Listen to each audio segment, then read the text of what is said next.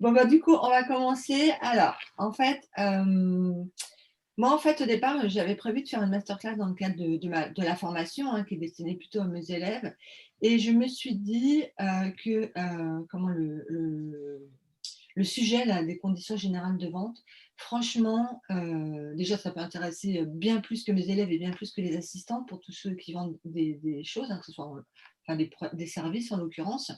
Euh, et que voilà, c'est un plutôt intéressant de partager au plus grand nombre parce que finalement, moi, je m'aperçois, et Damien, je pense qu'il est complètement d'accord avec moi, qu'on n'est pas très au clair hein, voilà, en général avec ça, un petit peu n'importe quoi, voire on fait rien du tout. On a déjà eu ces discussions avec vous, là, mes élèves, où c'est pas toujours voilà, ni maîtrisé, ni acquis, ni mis en place. Et finalement, eh bien, ça peut nous porter vraiment beaucoup préjudice. Et quand je parle, en fait, quand j'ai nommé le webinaire Les clés d'une vente réussie, c'est parce que la vente, elle est réussie quand ça va jusqu'au bout, quand le client est content, quand tout le monde est content. Et tout, voilà. Dès l'instant qu'il commence à y avoir une petite zone de mécontentement, après, que ce soit un petit peu conflictuel ou quoi, ben, elle est plus réussie, la vente finalement. Donc voilà, je crois que c'était assez pertinent d'appeler ce webinaire comme ça. Moi, je vous avais raconté un petit peu mes aventures hein, sur une élève aussi qui voulait se faire rembourser, enfin, pour des raisons un petit peu voilà, floues, on dira. Et ben, j'aime autant vous dire que heureusement que moi, mes conditions générales de vente étaient bien blindées parce que c'est le litige avait été déclaré au niveau de PayPal. Et PayPal rigole pas franchement. Hein, ils s'en foutent un petit peu, ils ne me connaissent pas clairement. Donc, ils n'ont pas trop d'état d'âme, par exemple, à dire bah, si, il faut le rembourser et, par exemple, bloquer l'argent sur mon compte. Hein. Ce qu'ils ont fait, hein, ils ont bloqué une prévision le temps que je prouve ma bonne foi, en l'occurrence, et bien ma bonne foi avec des conditions générales de vente, avec des mails de vente qui montraient la date à laquelle elle avait acheté la formation, à la date à laquelle elle souhaitait être remboursée. Franchement, entre nous, même si elle avait souhaité être remboursée après la date pour des raisons vraiment honnêtes, je dirais, je l'aurais fait. Mais là, c'était pas honnête. Elle avait des discours complètement divergents, que ce soit vers moi ou vers PayPal. Moi, elle me disait que c'était parce que voilà, elle voulait changer de reconversion professionnelle, je ne sais quoi. Ça, je peux l'entendre. Mais quand je reçois un mail de PayPal qui me dit qu'elle veut se rembourser parce que ma formation est pourrie, qu'il n'y a rien dedans et que je l'ai arnaqué et que, etc., j'étais un peu vexée quand même, hein, parce que je crois que ce n'est pas le cas. Donc, du coup, j'ai pu rigoler. Voilà. J'ai dit, bah, elle se moque un peu de moi, clairement. Donc, là, je ne rigole pas. Et PayPal m'a donné raison. Voilà. Donc, d'où l'intérêt d'avoir des conditions générales de vente qui vont bien, c'était le petit exemple, même si je pense que clairement les miennes ne sont pas voilà, complètement sécures, je pense, parce que clairement c'est moi qui les ai faites, je ne suis pas passée par un avocat comme il aurait fallu faire, etc.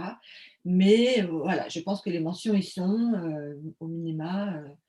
Je crois que Damien, tu les avais vues, tu m'avais dit que j'étais un peu limite sur certains points, il me semble, qu'on a eu cette discussion. Mais bon, toujours est-il qu'elles ont, j'allais dire, le mérite d'exister. Déjà, c'est déjà Ouais, puis pour preuve, ça t'a déjà aidé sur une situation, exactement. Ah tu oui, mais vois? là, c'est sûr que ce jour-là, j'en ai pas dormi pendant 2 3 nuits. Ça m'a vraiment minée et je me suis dit: «Oh là là, bah, dis donc, le jour où j'ai installé mes conditions générales de vente, je pense que j'ai eu la meilleure idée, du monde pour le coup, hein». Voilà. Donc j'ai invité Damien parce que moi je ne suis pas non plus experte. Alors je ne sais pas, et je crois qu'il va pas du tout aimer hein, que je dise qu'il est expert, mais il est un peu plus calé que moi J'allais te le dire. sur le sujet. Moi j'ai un peu mes limites et j'ai pas jamais envie de vous raconter n'importe quoi. Je pense que je préfère faire intervenir quelqu'un qui maîtrise, on dira bon, plus que moi le sujet en tout cas et qui saura surtout vous l'expliquer de manière simple parce que clairement, quand on commence à parler de ces choses-là, ça peut devenir un petit peu franchement chiant pour le coup, on va dire autre chose, voire on comprend rien. Voilà. Ouais, et Donc puis voilà, moi je vous laisse avec Damien. Hop, je vais lancer le diaporama si j'y arrive. Attendez, parce que rien n'est acquis avec moi. Hein. Hop, si c'est bon. Je te laisse, Damien. Ah oui, ouais, j'ai juste OK, oublié de bah te dire. Damien vous fait sa présentation. Il va quand même vous parler un petit peu de ce qu'il fait parce que, surtout pour les assistantes, c'est intéressant peut-être ce qu'il propose. Vous allez voir. Il sera mieux en parler encore que moi. Et ensuite, si vous voulez, vous allez pouvoir poser des questions et il va essayer d'apporter des réponses. Ça marche? Comme ça ne perturbe pas le discours. C'est toi, je te laisse. Ok, bah merci beaucoup déjà Nathalie de m'avoir invité pour cet échange et ce partage sur ce sujet qui me tient vraiment beaucoup à cœur aussi parce que je sais à quel point c'est important, notamment dans le milieu de l'entrepreneuriat et notamment dans nos situations où soit on débute, mais en tout cas on est des petits entrepreneurs par rapport aux très très gros qui ont tous les moyens nécessaires pour s'en sortir facilement. Ce n'est pas toujours le cas des entrepreneurs qui veulent se lancer ou qui ont leur petite affaire. On va dire ça comme ça. Et donc, c'est important de mettre ce sujet réellement au goût du jour. À mon avis, c'est fondamental. Donc, je vais juste m'introduire effectivement pour les personnes. Et ensuite, je pense qu'on fera un agenda en 3 ou 4 points. Le but, c'est d'être succinct, je pense, sur l'importance des conditions générales de vente et ce qu'on peut en faire, comment on peut se protéger au mieux, les clauses auxquelles il faut absolument penser dans l'activité de freelance de manière générale, mais peut-être de secrétaire. Pardon? On a dit Anja si elle peut éteindre son micro parce que ça perturbe l'enregistrement. Excuse-moi. Pas de souci. Et donc peut-être de secrétaire freelance en particulier. Ensuite, on parlera des manières dont le présenter dans la vente. Et enfin, effectivement, le plus important peut-être, ce sera, comme disait Nathalie, c'est les questions-réponses ou les partages d'expériences des uns des autres qui peuvent être intéressants, sur lesquels on peut partager. Mais donc le préambule, c'est que je suis ni juriste, ni avocat. Ça, c'est vraiment important de le signaler, je pense. J'ai simplement une longue expérience avec les contrats, plus de 12 ans où je manipule les contrats tous les jours dans le cadre de mes différentes activités. Et donc, j'ai été sujet à plein de situations dans lesquelles les CGV, comme toi, Nathalie, m'ont sauvé la vie, très clairement. Et donc, j'ai dû faire appel à des avocats pour mes CGV salariés. Enfin, vraiment, dans plein de cas de figure, je l'ai fait plusieurs fois avec des avocats dans des situations différentes. Et donc, effectivement, je pense que j'ai de l'aisance à en parler, même si, encore une fois, je ne suis pas avocat ni juriste. Je tiens à le préciser. Donc c'est toi qui dois slider, Nathalie? Ou c'est moi, ou je peux le faire? Ah, c'est toi, ok. Donc, je vais m'introduire rapidement sur le sujet. Donc, déjà, je pense que aujourd'hui, si je suis là avec Nathalie, c'est qu'on a eu une espèce de… Tu me contredis si ce n'est pas le cas, hein, mais d'une espèce de convergence de valeurs. On a eu l'occasion d'échanger plusieurs fois et on s'est bien retrouvé, je pense, sur certains sujets, certaines appétences sur des valeurs. Et je crois que c'est fondamental. Moi, ce qui compte pour moi, c'est l'intégrité, dire ce qu'on fait, faire ce qu'on dit et essayer d'être juste dans tout ce qu'on fait. L'éthique, ça va un peu dans ce même sens, mais avec un sentiment de justice et de fairness encore plus important. La créativité, puisque j'adore l'entrepreneuriat et je pense pour être un bon entrepreneur, il faut être très créatif, sinon on n'arrive pas à se différencier et c'est très difficile. Et le fun, puisque aujourd'hui, vous allez voir, j'ai une activité salariée et entrepreneuriale. Si j'ai choisi d'être entrepreneur alors que ça me fait des journées à ne plus en finir, c'est parce que je kiffe ça. J'adore créer des choses, j'adore faire des choses qui ont du sens. Et l'idée, c'est on a tous, je pense, enfin, en tout cas, quand on a vraiment l'esprit entrepreneurial, on a tous envie de rendre le monde meilleur, je crois. Et moi, c'est vraiment ce qui m'habite, vraiment au quotidien. Même dans mon entreprise salariée où j'ai un poste et je gère beaucoup de gens, etc. Si j'ai choisi ce poste-là, c'est que j'ai envie de rendre le monde meilleur. En fait, donc la mission de la boîte qui m'a salarié est très importante pour moi. Je les ai vachement challengés là-dessus. Parce que il faut que ça ait du sens ce qu'on fait. Si on fait des choses qu'on ne comprend pas, mais à quoi bon se lever le matin, quoi. Donc, c'est vraiment important. Yes, c'est good. Ah, Nathalie, je ne sais pas si tu parles, mais on ne t'entend pas parce que tu es en mute. C'est bon? Si. Ok. Donc, qui je suis. Je voulais vraiment me présenter quand même parce que peut-être que certains ont été voir sur LinkedIn ou quoi que ce soit. Donc, j'ai un profil hybride, très clairement. C'est pour ça que j'ai fait la petite photo avec le fruit qu'on ne connaît pas encore, une pomme avec une écorce d'orange. C'est un peu une double facette, mais une facette qui s'enrichit. C'est pas une facette en mode problème de personnalité un peu bizarre. C'est vraiment quelque chose qui vient enrichir la personnalité au global, je pense. J'essaye de joindre le meilleur des deux mondes, du salariat, qui est encore un espèce de kiff pour moi, et l'entrepreneuriat qui est un total kiff pour moi. Et en fait, le meilleur des deux mondes aujourd'hui, c'est effectivement ma connaissance du monde salarié, des exigences des sociétés qui me salarient avec des postes à plutôt gros niveau. Où là, effectivement, j'ai fait 12 ans dans des fonctions managériales dans des très grands groupes.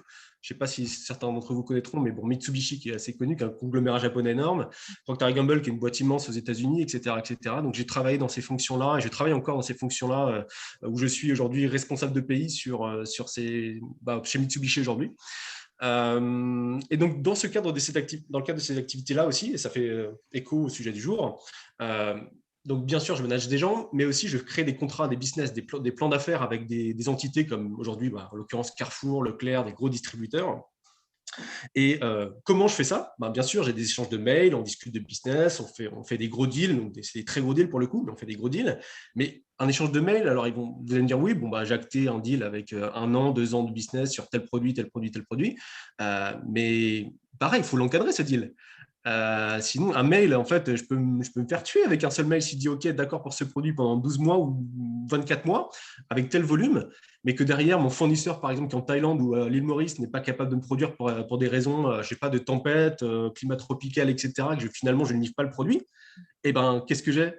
Mon client, même si je m'entends super bien avec, il va me dire, mais t'es gentil, Damien, c'est super, mais ton mail, là, tu m'as dit que tu me livrais à telle date pour tel volume, et il y a 6 millions en jeu. Donc, comment on fait? Mon fournisseur me dit qu'il peut pas, c'est pas grave. Non, mais je m'en fous de ton fournisseur, comment on fait? Et donc, du coup, si j'ai pas encadré ça, dans des conditions générales de vente, je suis foutu, je suis cuit. Et pour le coup, Mitsubishi est cuit au passage aussi.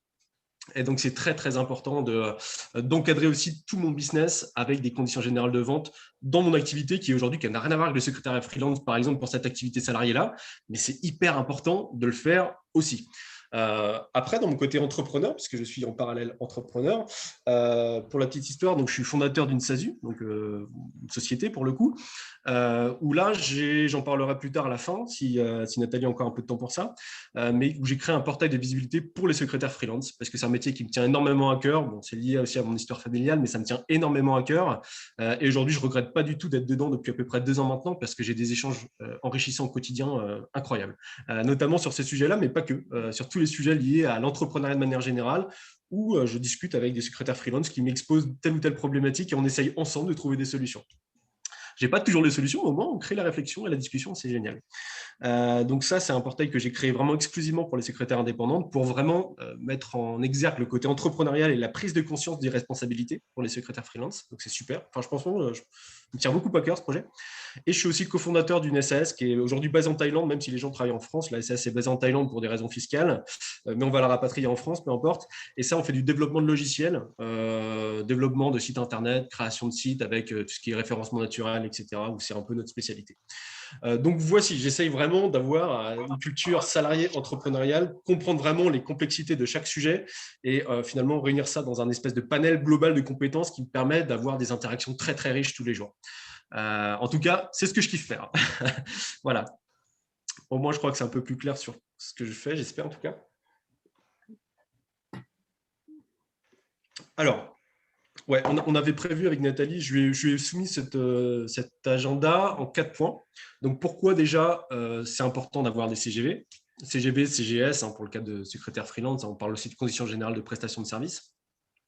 Quels sont le type de clauses et éléments à statuer dans les CGV? Et ça va être un élément fondamental. Il y aura peut-être des choses auxquelles vous n'avez jamais pensé. Donc, on va essayer de voir un peu quel type de questions il faut se poser pour bien les rédiger. On parlera aussi de l'étape du devis, qui était une étape fondamentale puisque ça constitue les conditions particulières des conditions générales qui sont émises au préalable. Et puis ensuite, les modes aussi de signature, parce que des fois, on se dit, OK, j'ai mes CGV qui sont bien, je suis sûr, je suis parfait et tout, et je les envoie avec une petite signature PDF, vous savez, modifier le PDF, une signature. Je pense qu'on fait tout ça, on ne va pas se mentir. Voilà. Je vois des gens hocher la tête. Et ben ouais, ça peut faire valoir, ça peut faire office de valeur juridique correcte, mais il faut prouver plein de choses. Il faut prouver la date de signature exacte. Et on sait très bien que sur Gmail, on peut tout modifier, donc les juges, ils ne sont pas stupides. Il faut prouver la date de signature, il faut prouver que la personne signataire est bien la bonne personne identifiée. Il faut prouver le moyen de signature. Enfin, il y a plein de choses. Il faut aussi enregistrer la preuve pendant 10 ans dans des coffres. Enfin, c'est hyper compliqué à faire pour avoir la preuve juridique parfaite à ce niveau-là. Et donc, je vous présenterai un moyen possible aussi pour baquer ces signatures. Mais au préalable, il y a un point que je n'avais pas mentionné, c'est le timing. Pourquoi c'est important d'en parler maintenant, plus qu'avant, je pense, plus que jamais. Donc désolé Nathalie, je ne l'avais pas forcément mis dans le truc, mais j'y ai pensé ce matin, juste avant de me connecter, en revoyant un peu l'agenda. En fait, l'actualité m'a aidé à me dire que c'est le bon timing, parce que vous êtes sûrement au courant, vous avez vu les allocutions des différents, je dirais, politiciens actuels sur ce qui se passe sur Internet, sur notamment le phénomène du dropshipping. C'était très à la mode ces derniers jours avec Bruno Le Maire qui s'est érigé contre le dropshipping en disant c'est une arnaque fondamentale. En tout cas, c'est pas bien encadré. Les produits sont de mauvaise qualité, on le dit pas, on sait pas trop où est le sourcing, etc. Donc, il faut que ce soit plus clair, sinon ça va taper fort. Et en fait, dans la lignée de ça, la CNIL également, par rapport au manque de certains documents sur les sites Internet, notamment les politiques de confidentialité qui sont en général très douteuses, a dit ouais, bah, pareil, nous, on va commencer à regarder les sites et même des petits entrepreneurs, parce qu'on en a marre. En fait, on en a marre qu'il y ait des abus. Même les petits entrepreneurs doivent être au courant de ce qui se passe et de leur responsabilité. C'est pas parce qu'on est petit qu'on doit faire n'importe quoi, n'importe comment. Et donc, en fait, que ce soit CNIL ou DGCCRF, qui est aujourd'hui les fraudes en haut, hein, c'est l'organisme qui contrôle les fraudes, va vraiment être très, très alerte sur les sujets et d'ailleurs encourage la délation. C'est assez fou. La DGCCRF encourage massivement la délation et d'ailleurs Bruno Le Maire aussi. Hein, il a dit, hein, dès que vous voyez un problème, vous envoyez un mail à tel truc et ce sera traité immédiatement parce qu'on en a marre. Et je pense vraiment qu'ils vont sévir massivement sur Internet dans les prochaines semaines, prochains jours, ne serait-ce que pour faire des exemples. Alors peut-être qu'on ne sera pas les premiers publics visés, je te mais coupe 2 bon. minutes, Damien. Pour le coup, mes élèves, là, ils ont eu il n'y a pas longtemps le cours sur le dropshipping, justement, où c'est intéressant qu'on en parle parce que quand tu es assistant, tu peux vite te retrouver assisté à un e-commerçant. Et tous les dropshipping, enfin, tous les dropshippers, pour le coup, ne sont pas malhonnêtes, mais Ah c'est non, non, bien quand sûr. même une des grosses dérives. Je leur en parle d'ailleurs un petit peu, je fais un petit aparté là-dessus, sur les produits qui arrivent de chez AliExpress, etc., à 99 centimes et que tu retrouves à 40 € sur un site Shopify ou je ne sais quoi, avec des arguments de vente. Là-dessus, j'ai vu ça pas mal, hein, depuis 1 an, sur oui, la crise nous a impactés, nous devons fermer les Ouais. usines, il faut vendre le stock, ou alors, clairement, nature et découverte, hein, a joué le jeu, hein, là-dessus, n'a pas bien joué d'ailleurs, hein, en proposant des produits, hein, venant de Chine, soi-disant faits main en France, etc. Ils se sont fait déglinguer, hein. Ouais, Donc bah, c'est voilà, fou. donc je suis assez d'accord là-dessus. Et finalement, ça ne m'étonne pas. C'est en début d'année dernière, j'ai commencé à me dire le dropshipping, ça ne va pas être possible longtemps, hein. Je pense qu'ils vont se faire bien, bien être dans le viseur avant longtemps. Donc, tu vois, et moi, je pense que c'était nécessaire. La délation, c'est autre chose, comme tu dis, mais je pense que c'était nécessaire au bout d'un moment de plus encadrer, quoi, clairement. Bah, honnêtement, en vrai partage d'expérience, il y a 2-3 ans, j'avais commencé, je voyais comme tout le monde, hein, on a tous été un peu sensibles, on dit ouais, je fais des fortunes sur Internet et tout, machin, c'est trop facile, je vends des produits. J'ai regardé, je me suis intéressé aussi, j'ai parlé à mon associé qui lui est un expert d'Internet beaucoup plus que moi à la base. On en a beaucoup discuté, il m'a dit ouais, mais sincèrement, Damien, aujourd'hui, du sourcing de qualité, enfin, c'est juste c'est pas impossible, mais c'est difficile. Et il faut y mettre des investissements au préalable, sinon c'est compliqué quand même. Ouais, c'est clair. Donc voilà. Ok, donc pourquoi c'est important, les clauses, etc. Donc on a vu que le timing, enfin je vous ai partagé mon sentiment, le timing est franchement le bon timing. Si on doit un jour se dire, ok, il faut que je fasse des CGV, il fallait les faire avant, mais c'est toujours pas trop tard et je pense que c'est maintenant qu'il faut les faire. En tout cas, pensez à faire les choses sérieusement et proprement. On ne parle pas forcément de faire appel à un avocat qui va coûter 3-4 000 € pour les faire, c'est pas ça que je dis, mais en tout cas se poser les bonnes questions pour réaliser les choses correctement. Et donc c'est le sujet du jour, donc ça tombe très bien. Pour illustrer aussi l'importance de la chose, je comptais donner, alors Nathalie a donné un exemple de son histoire personnelle. Je vais donner un ou deux autres exemples parce que ça m'arrive tous les jours. Je suis confronté tous les jours à des sujets. Donc je vais donner, là j'avais mis 2 exemples possibles, je vais en donner peut-être d'autres. Ouais, donc pareil, dans mon activité salariée, pourquoi le sujet est important? Typiquement, aujourd'hui, on sait très bien qu'avec l'essor, et pour votre activité aussi, hein, je pense que c'est important de le mentionner, parce qu'avec l'essor d'Internet, avec la crise qui a un peu frappé toutes les activités, toutes les industries, je pense que Nathalie, tu le constates, et moi je le constate dans certains groupes, il y a de plus en plus de secrétaires, donc compétentes, qui sont salariées aujourd'hui, qui veulent devenir freelance. Parce qu'on se pose la question du management de son temps, de ses priorités dans la vie. Certains ont marre de se sentir un peu esclaves du salariat.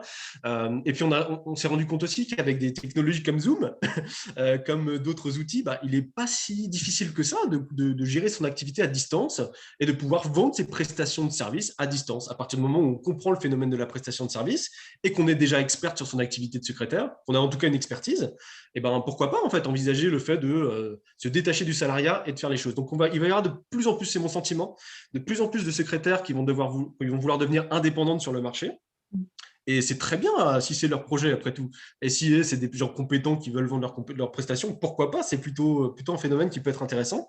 Par contre, ce qui veut dire massification aussi du marché, et qui veut dire que ça va être de plus en plus difficile, je veux dire, de se différencier. Se différencier, c'est aussi avoir des éléments qui montrent des marques de compréhension de nos responsabilités, de professionnalisme, et les CGV en font partie. Donc, c'est important aussi à cet égard-là. Et je crois que c'est pareil, plus une tendance est connue, il y a encore des chefs d'entreprise qui ne savent pas qu'ils peuvent faire appel à des secrétaires freelance, mais ça va venir bien évidemment au bout du jour très rapidement. Et plus une tendance devient connue, et plus les failles de cette tendance-là le sont aussi. Et aujourd'hui, bon, il n'y a pas que des gens honnêtes dans la vie, malheureusement, et il y a des chefs d'entreprise qui ne sont pas très, très clairs, qui savent qu'il y a des failles sur l'encadrement actuel des métiers, notamment de freelancing, et qui saisissent ces failles-là. Croyez-moi, je vois ça tous les jours. Et qui se disent, OK, ce freelance-là, bon, il est gentil, je vais faire copain-copain, je vais amener le truc, on va avoir une bonne relation, un petit café, un petit machin. On va peut-être s'appeler par le prénom, ça va être encore plus sympa. On va poser des questions sur comment va la famille, histoire de dire qu'on est cool.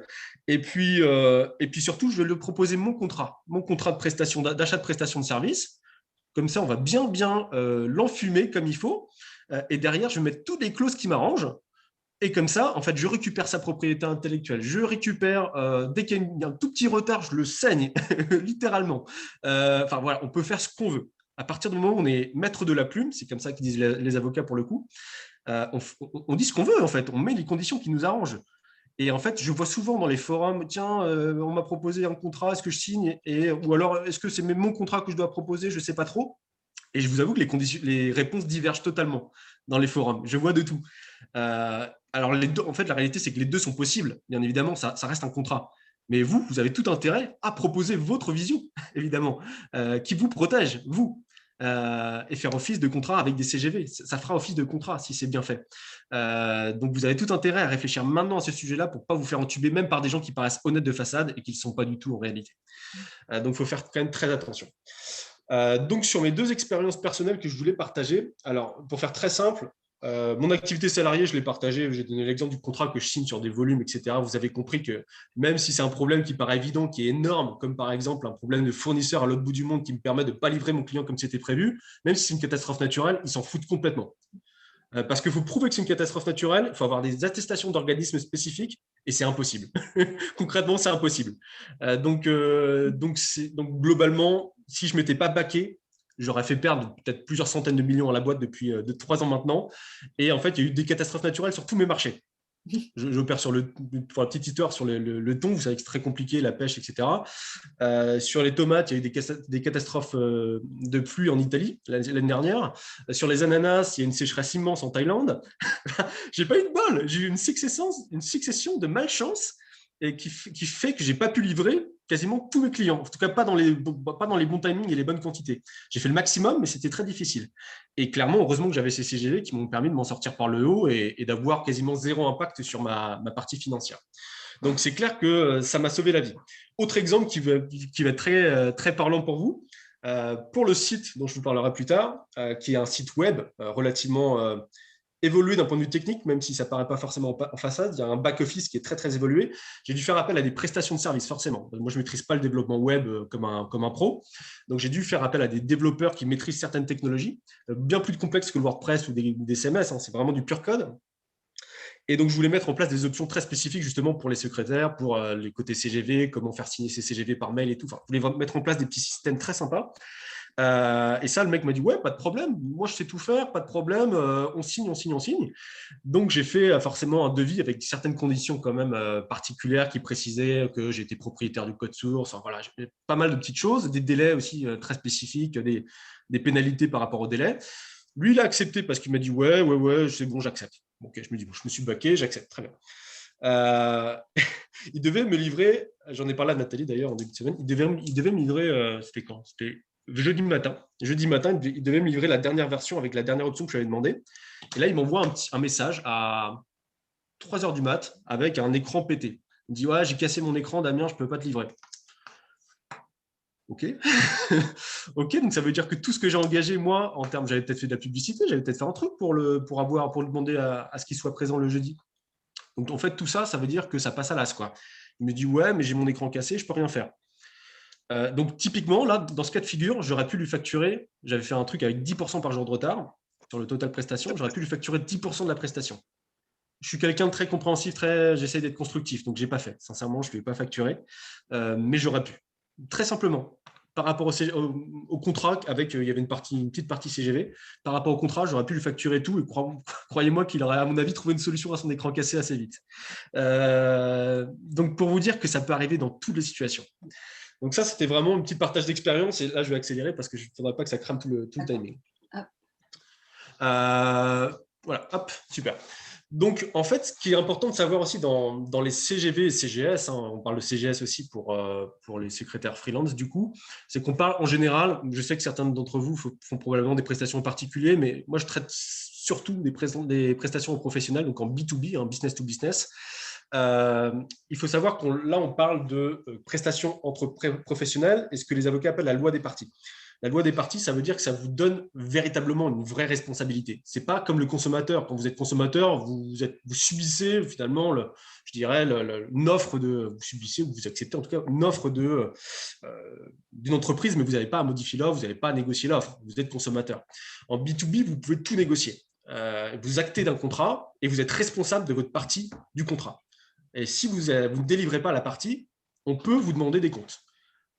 Clairement. Et on peut vous demander des comptes. C'est pour ça que c'est important d'en parler, parce qu'on peut vous demander des comptes, certes, de délivrer la prestation si elle n'est pas faite, mais selon les termes du contrat, il peut y avoir des impacts au civil et au pénal. Là, on parle de responsabilité légale, donc au civil, avec des petites amendes qui peuvent être substantielles, et au pénal, potentiellement, selon la gravité de la faute. Alors, je ne pense pas dans votre activité, quoique, selon le type de mission, mais ça peut aller très très loin, avec potentiellement des peines d'emprisonnement possibles, selon les litiges et la nature des litiges.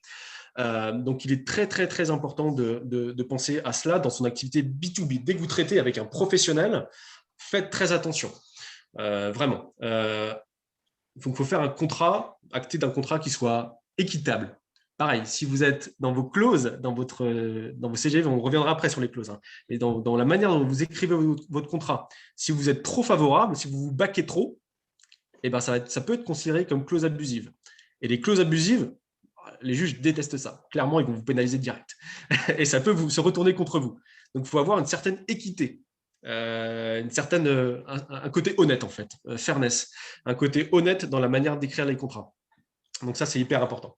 Autre point qu'on oublie un peu, je donnais l'exemple à Nathalie avant que vous arriviez, mais il y a plusieurs manières, plusieurs je dirais, situations dans lesquelles on a des contrats, mais sans y penser. Aujourd'hui, vous entrez dans un taxi, qu'est-ce que vous faites? Le taxi vous demande, ouais, vous voulez aller où, madame ou monsieur?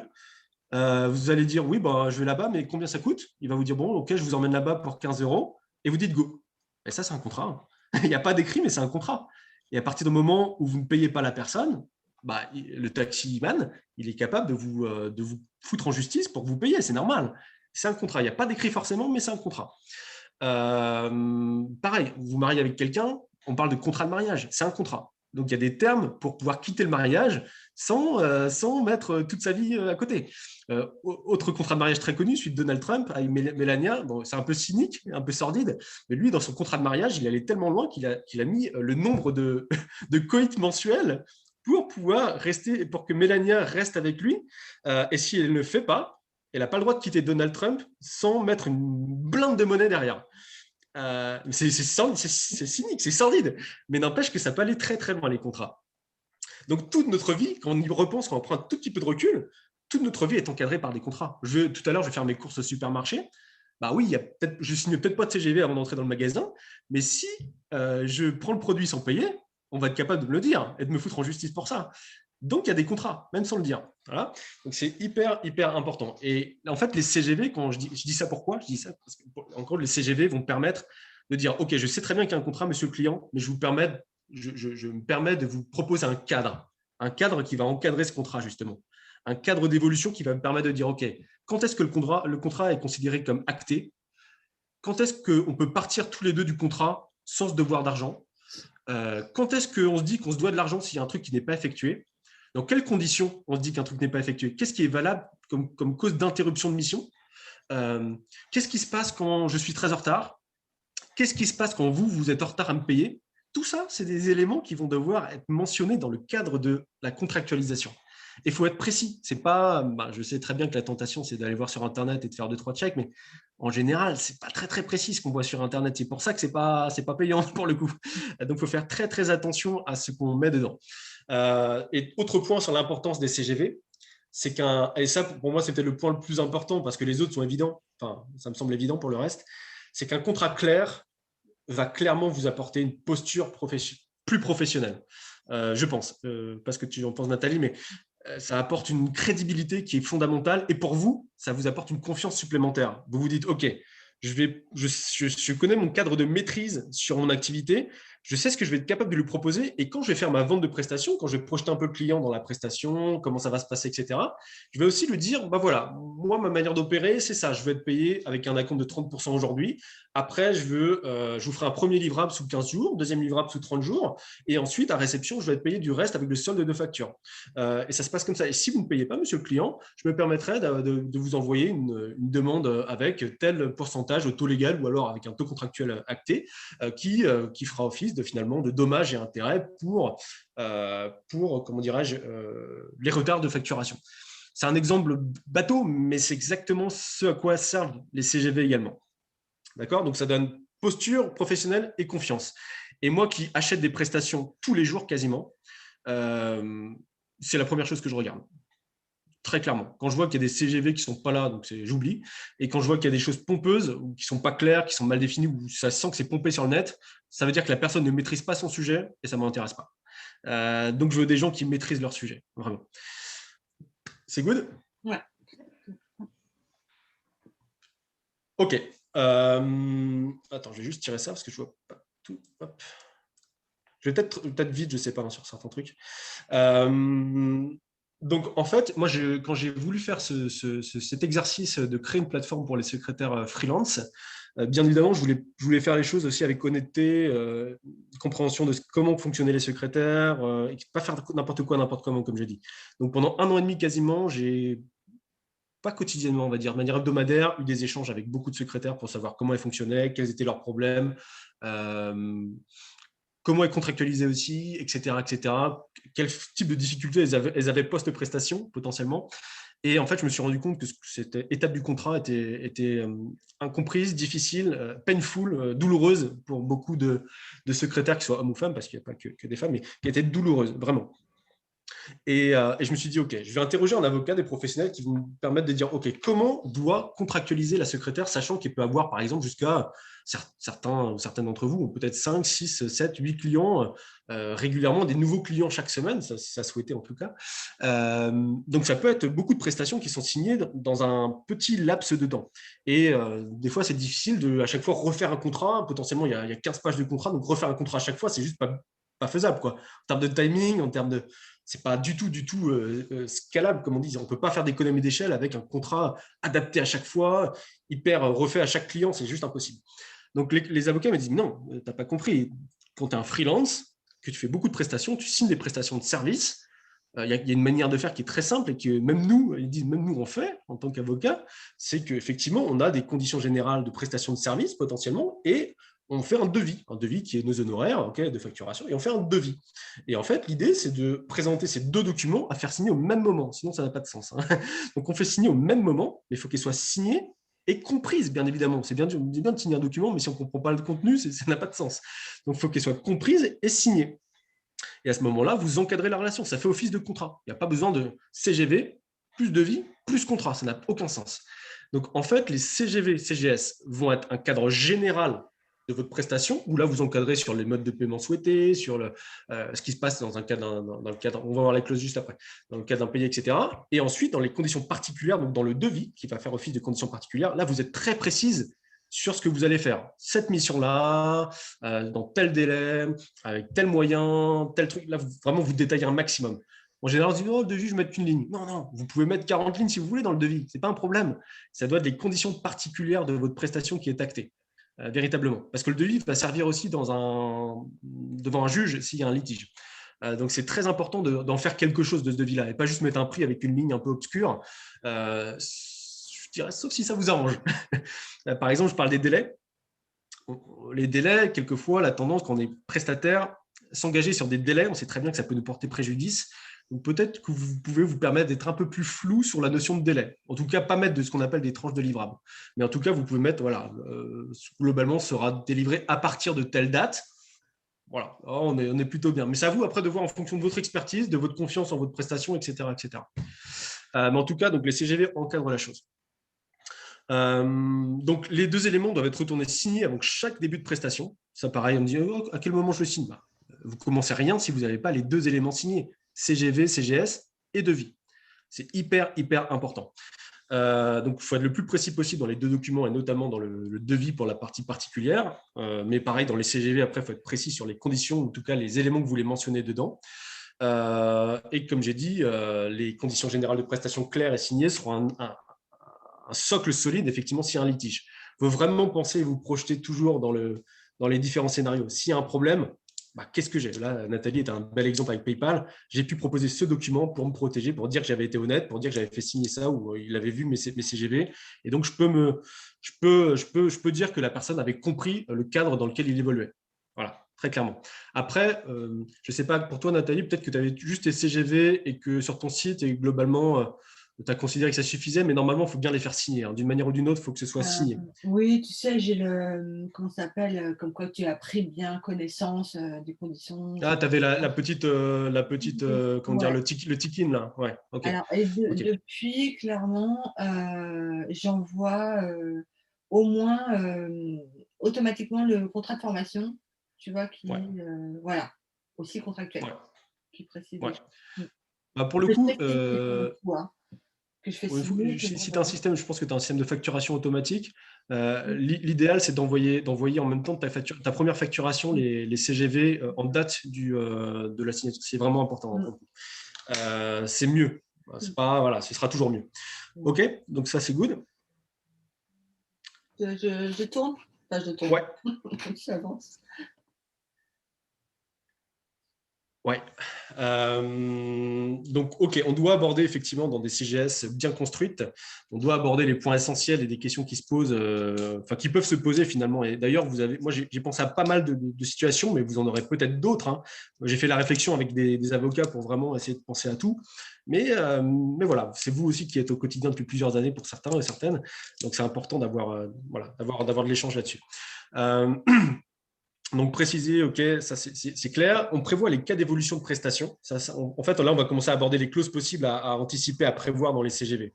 Donc, si on dit pourquoi on a dit pourquoi c'était important, la manière dont on pouvait contractualiser aujourd'hui avec CGV plus devis, avec les CGV qui étaient générales et le devis qui était conditions particulières.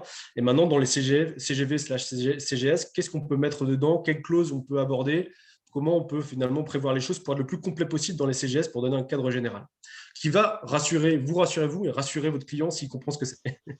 Donc, bien sûr, on parle du périmètre de mission possible, parce que si vous êtes secrétaire freelance, c'est que demain, je ne sais pas moi, on vous demande de faire des choses qui n'ont rien à voir avec votre métier.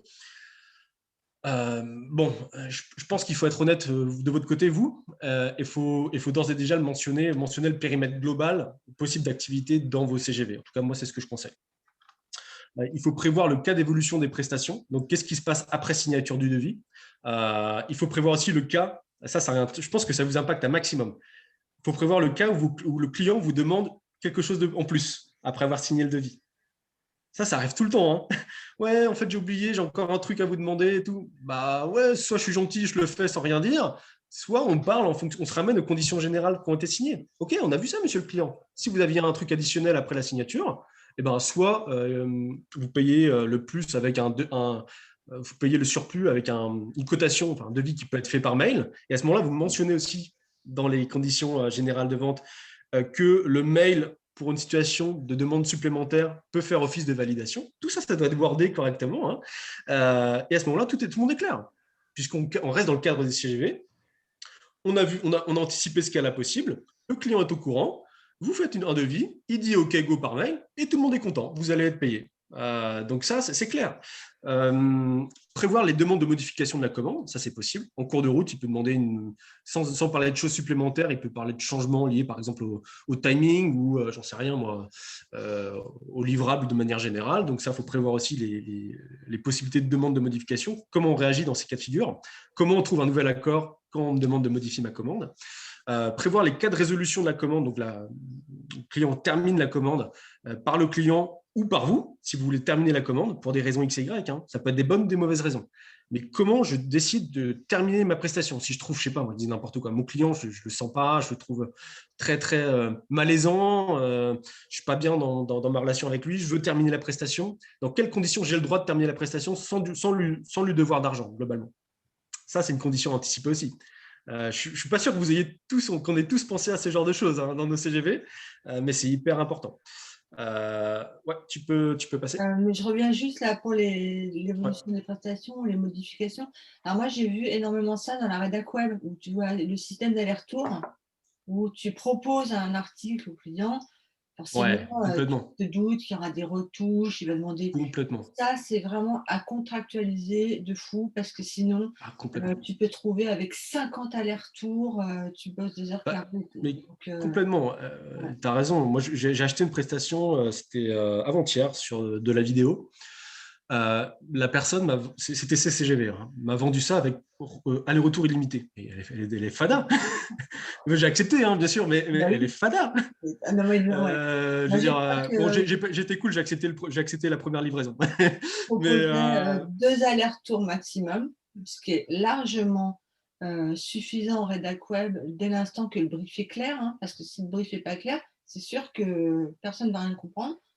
Et puis 2 allers-retours, ça va quoi. Et au ouais. bout de 2 allers-retours, c'est où il accepte tel que, parce que c'est peut-être lui qui a un problème dans sa commande, tu vois, qui n'est pas clair, ou, ou alors après on refacture du temps passé, ce qui me semblait aussi logique. Ouais, complètement. Ah, tiens. J'avais juste une question, Nathalie. Oui, je t'écoute, Marine. Ouais. Mais j'aurais Très préféré que tu rapide. poses ta question à la fin, si ça ne te dérange pas. Ah, bah je la note alors. Ouais, merci Marine. Là, j'en ai mis d'autres. J'espère que ça va porter la réflexion sur des sujets qui n'étaient peut-être pas anticipés dans les vôtres actuellement, ou si vous n'en avez pas encore, peut-être que ce sera utile pour vous pour les construire de meilleure manière. Donc, pareil, prévoir les possibilités de modification de prix. Peut-être que sur des prestations que vous faisiez à l'époque, il y a, je sais pas moi, 1 an, 6 mois, vous considérez qu'aujourd'hui, vous avez plus d'expertise, ou alors vous avez besoin d'outils différents qui coûtent plus cher. Peut-être que vous avez envie de modifier le prix. Et potentiellement, cette modification de prix, vous avez peut-être l'envie de la modifier en cours de route. Alors ça, c'est quand même à encadrer, pour le coup. Donc, il faut faire les choses correctement. C'est possible, c'est pas impossible, loin s'en faut, mais il faut y penser pendant aussi la rédaction des CGV. C'est un point fondamental, les modalités de paiement. Enfin, moi, c'est traité superficiellement, ça je dirais, à chaque fois. On y pense toujours, oui, payer par carte bancaire, par virement. Non, il faut que ce soit très, très, très précis. Quand, par quel moyen, par quelle banque, sous quel délai, délai je considère que c'est un impayé, etc. Il faut vraiment être très, très précis sur les modalités de paiement. Après, certains d'entre vous peuvent accepter le cash ou les chèques, etc. Bon, voilà, c'est à vous de voir, mais il y a des moyens qui sont plus sécurisants que cela. Il faut penser aussi à l'après. Dans le cas d'un litige, comment je peux prouver que si on m'a payé en chèque ou en cash, c'est effectivement quelque chose qui fait foi? Pas toujours très facile. Donc, il faut privilégier, à mon avis, les outils qui vous permettent d'avoir des preuves qui sont vérifiables. Et autre point essentiel, ça je le mentionne parce que tous les jours, je vois des personnes qui font n'importe quoi là-dessus. Je ne dis pas que c'est votre cas, mais j'en vois quand même beaucoup. Et moi aussi, j'ai fait n'importe quoi à certaines périodes. Votre client, quelquefois, il va être tenté de vous dire « Ouais, je vous paye, pas de problème ». Il va vous payer depuis son compte perso.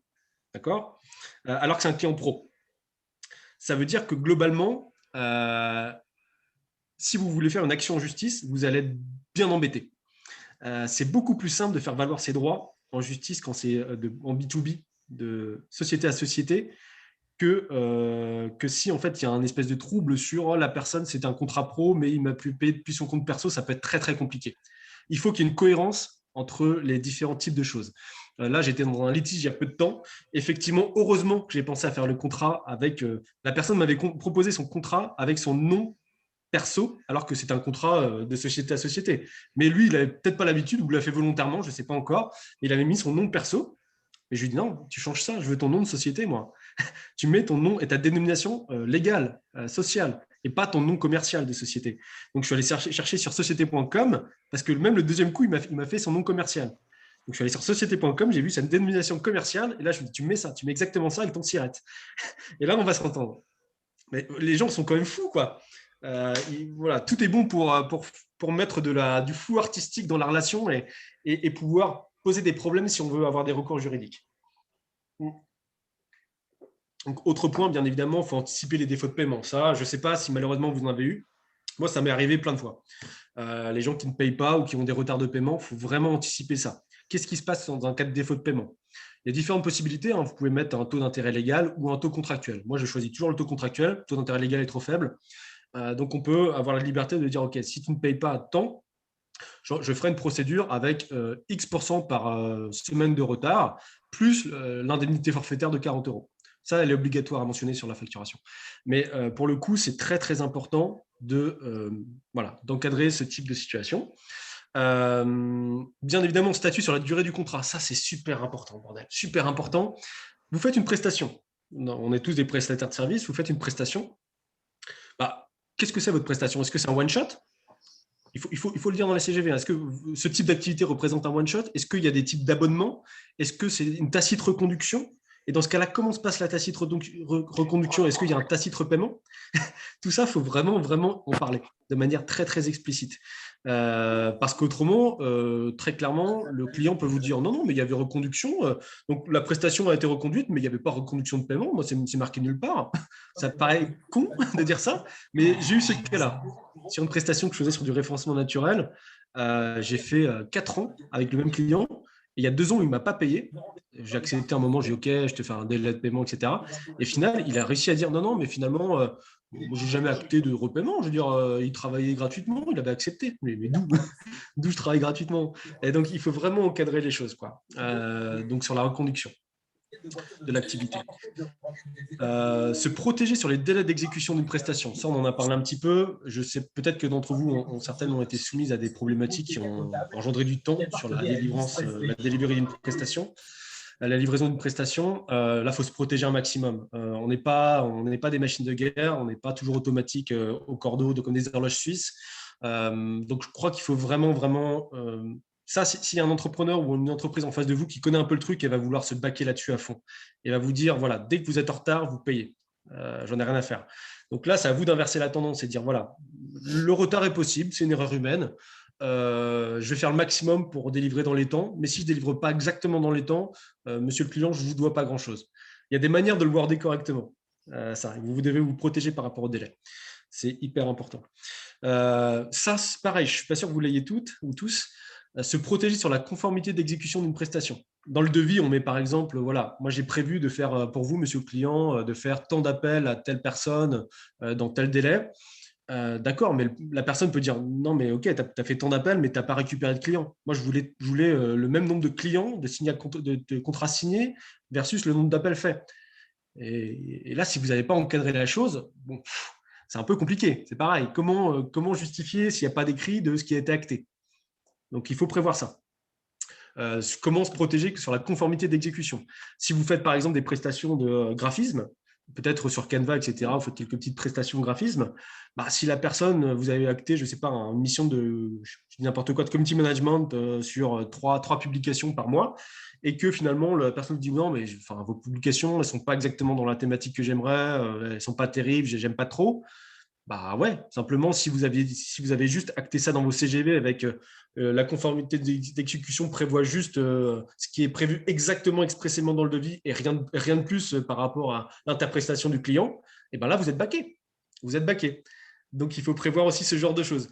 Il faut pas laisser trop de place à l'interprétation. On voit bien à travers toutes les clauses, l'idée des CGV et du devis, c'est de ne pas trop laisser de place à l'interprétation, finalement.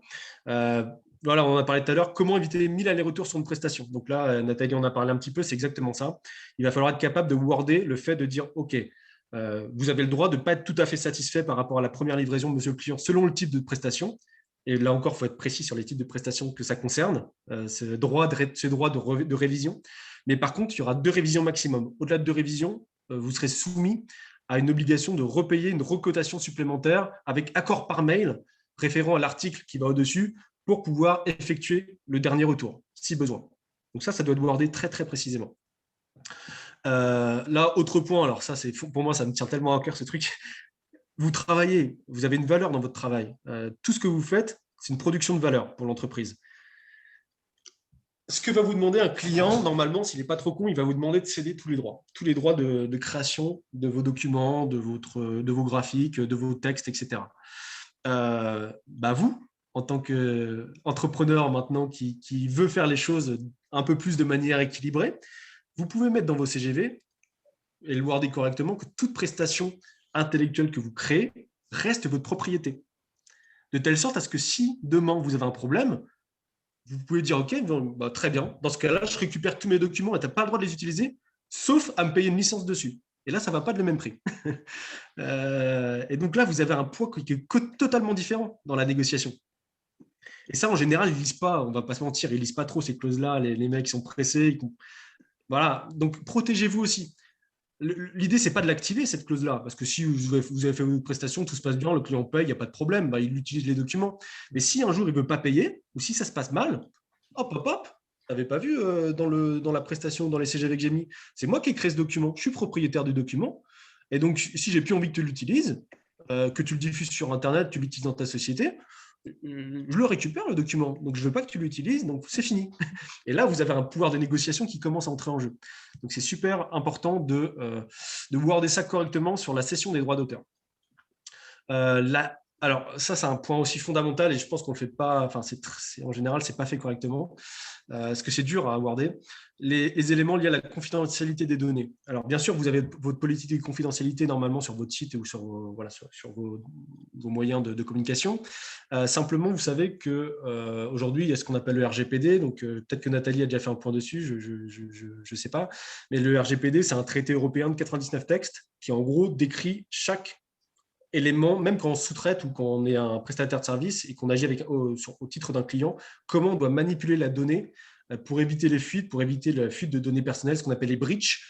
Et ça, clairement, vous avez une part de responsabilité là-dedans aussi. Donc, il faut le contractualiser correctement en disant, OK, moi, je veux bien manipuler tes données, monsieur client, mais je limite ma responsabilité. Donc, il y a des clauses, là, pour le coup, ça s'appelle comme ça, des clauses de limitation de responsabilité par rapport aux données personnelles. Donc, il va falloir être capable de dire, OK, moi, je manipule tes données, mais c'est parce que je n'ai pas le choix par rapport au type de mission que tu me proposes. Maintenant, je reste humain, donc je travaille avec des outils Internet. Et s'il y a un problème de breach sur mon serveur Internet, comme OVH il n'y a pas longtemps, OVH qui a explosé à Strasbourg, là. Donc, s'il y a un problème qui arrive et qui est indépendant de ma volonté par rapport aux outils Internet que j'utilise, monsieur le client, ce n'est pas ma faute, globalement. Et ce qui est vrai, ce ne sera pas votre faute. Mais si vous n'êtes pas backé avant de le dire, la personne peut dire, mais j'en ai rien à foutre que tu sois sur... Pourquoi tu as choisi OVH? Tu aurais pu choisir GoDaddy, qui est l'autre fournisseur, et lui, il n'a pas eu de problème. Donc, tu as fait fuiter mes données parce que tu as fait le mauvais choix. Donc, c'est toi qui me payes. Et ouais, ça peut être aussi malsain que ça. Hein. Donc, il faut faire très attention. Donc, les clauses limitatives de responsabilité, ça fait écho à ce que je viens de dire aussi. Et là, pour le coup, c'est très important parce qu'il ne faut pas juste dire, je me limite dans ma responsabilité, parce que ça, c'est toujours attaquable. Moi, ce que je fais dans mes conditions à moi, c'est que je mets un paragraphe très précis que pour ça, qui s'appelle clause limitative de responsabilité par rapport à tout ce que je fais. Et pour le coup, je définis un montant. Je suis honnête, B2B, équité. Je dis OK, par rapport à la nature des prestations que je vends et par rapport au fait que je suis en société, certes, normalement, moi, ma responsabilité personnelle, elle n'est pas engagée. Donc, c'est la responsabilité de ma société. Néanmoins, je comprends que je peux, quelquefois, dans certains cas de figure, te porter préjudice. Donc, si je te porte préjudice et que tu es capable de le prouver, et là, pareil, je le word, avec le type de preuve, comment tu amènes la preuve, quelle est la récurrence de la preuve. Dans ce cas-là, si tu as tout prouvé, je te paierai. Dans la limite de, et moi je mets 2 ou 3 000 euros selon la nature de prestation. Mais il faut mettre un montant dedans, parce que ça veut dire que c'est sérieux, que vous avez réfléchi, que vous êtes un entrepreneur. Et ça, un juge, s'il y a un problème, appréciera énormément. Parce que ça veut dire que vous avez fait les choses correctement et avec honnêteté. Donc, il faut le faire, la clause limitative de responsabilité, en mettant des chiffres en face, et des natures de prestations en face, et des types de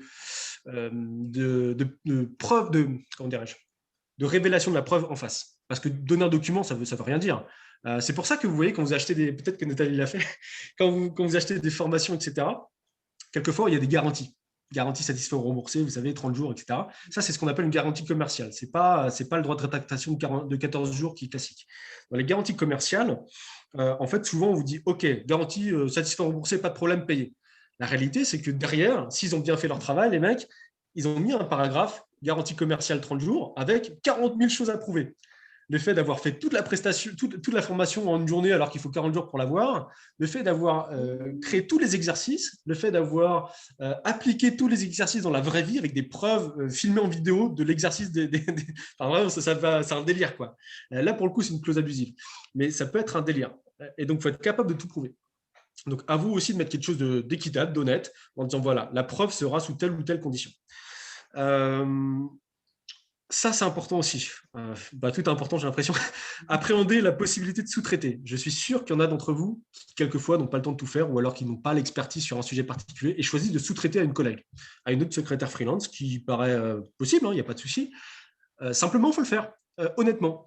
Et la manière de le faire honnêtement, c'est de le mettre dans les CGV et de prévoir la possibilité de sous-traiter des missions dans les CGV. Ça, c'est fondamental. Si un client, et moi, ça m'est arrivé avec un prestataire, donc j'étais client, donc j'ai fait annuler la prestation parce que je m'en suis rendu compte. Si un client constate que vous avez sous-traité un de ses besoins sans son accord, il peut vous demander le remboursement total de la prestation, plus des préjudices potentiels. C'est super important de rendre ça clair.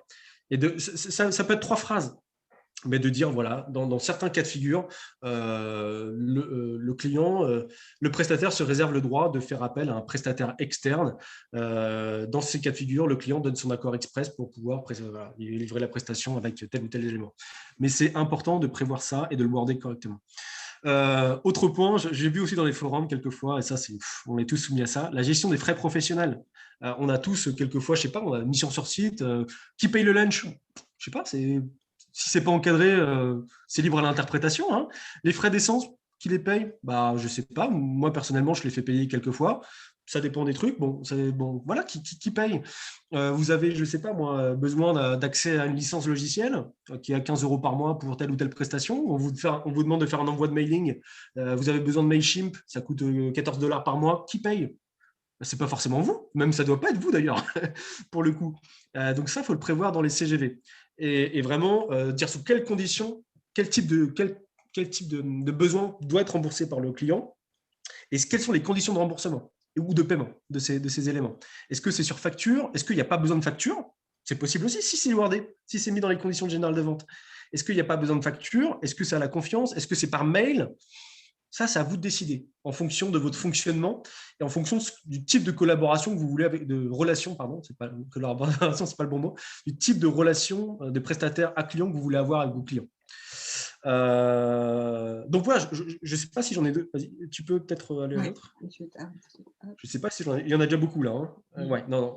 Donc là, j'ai mis un panel de clauses, de types de clauses auxquelles il faut penser pour, à mon avis, encadrer correctement les relations. Ça, j'ai fait référence aux miennes, au CGV, donc en pensant à tous ces éléments. Mais bien sûr, il y a des façons de le worder. Alors, après, vous dites, OK, j'ai compris, il m'a donné pas mal de tips et tout.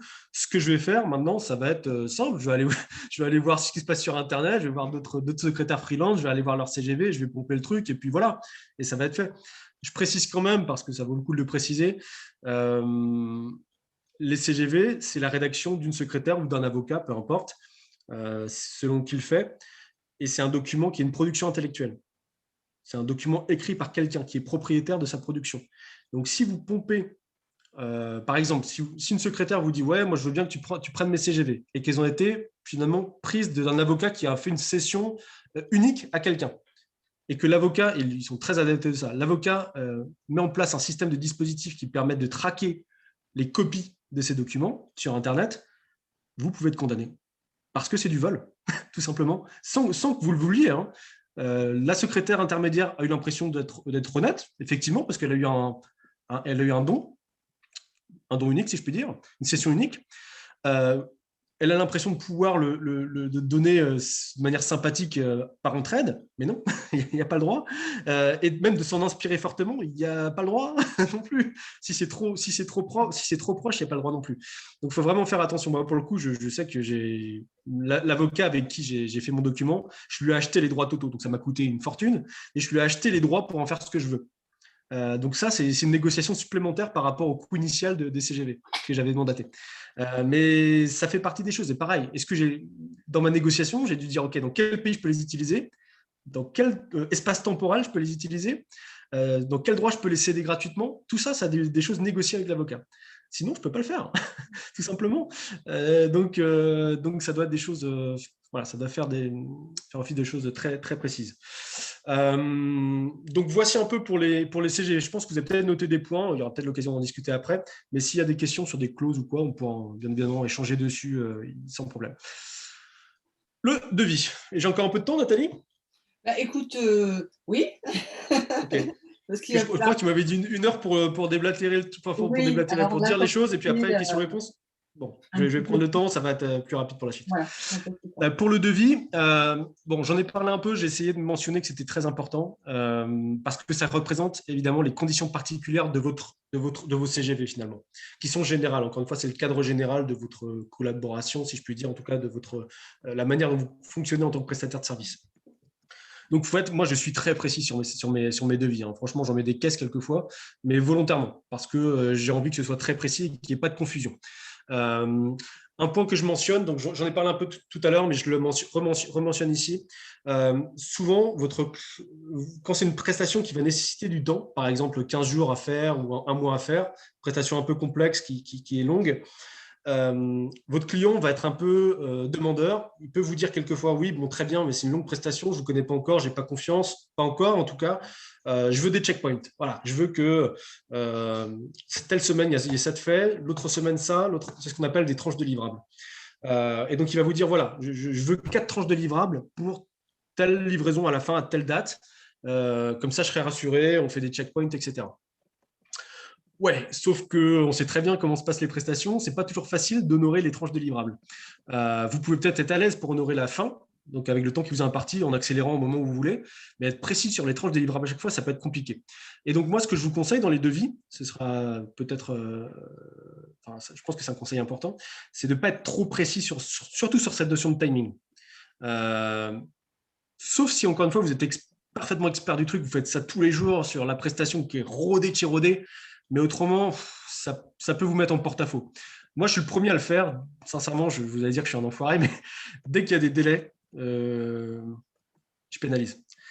Sauf là, hier, parce qu'il m'a fait un peu de peine, mais autrement, je pénalise. Je déteste ça.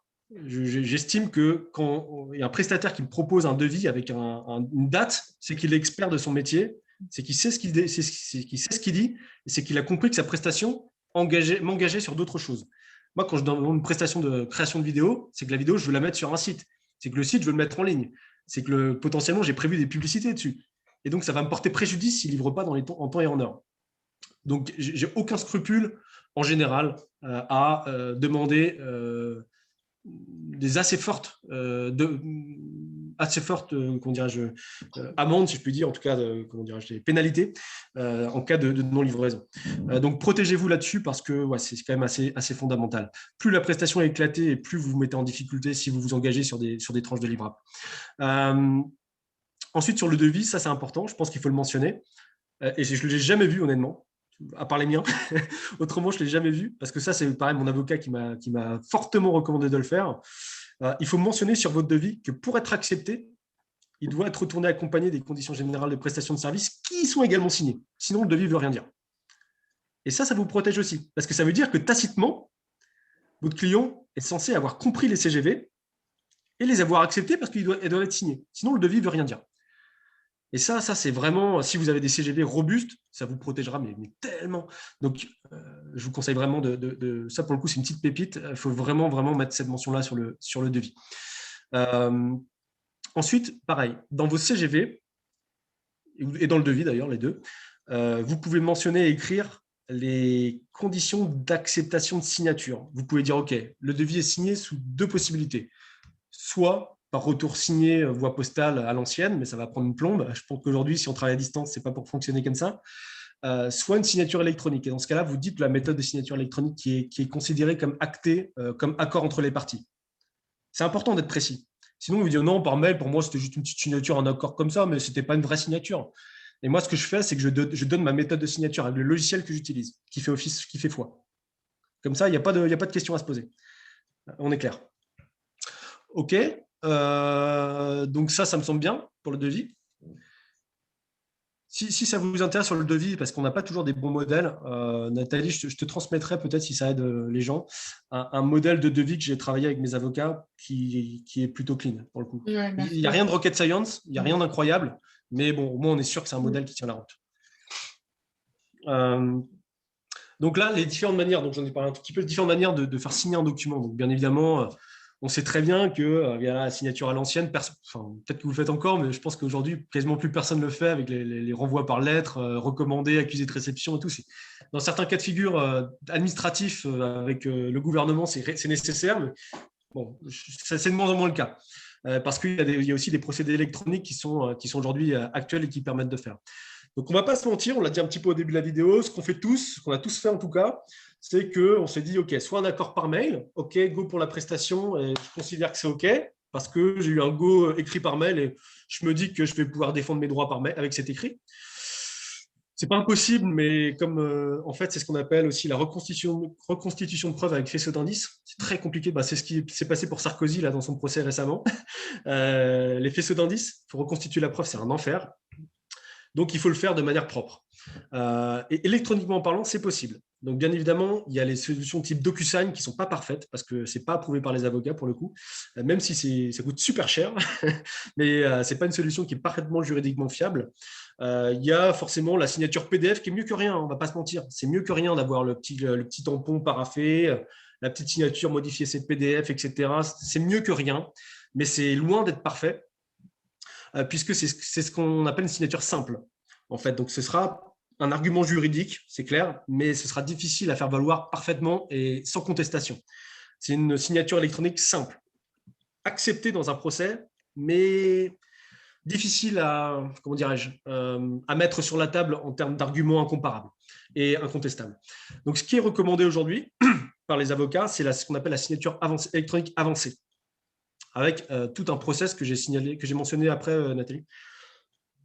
J'avance, attends. Voilà, avec un règlement européen qui encadre la signature pour faire valoir de preuves incontestables avec 5 critères qui doivent être réunis. Donc, je les ai mentionnés ici, mais globalement, ça permet de rendre la signature absolument incontestable.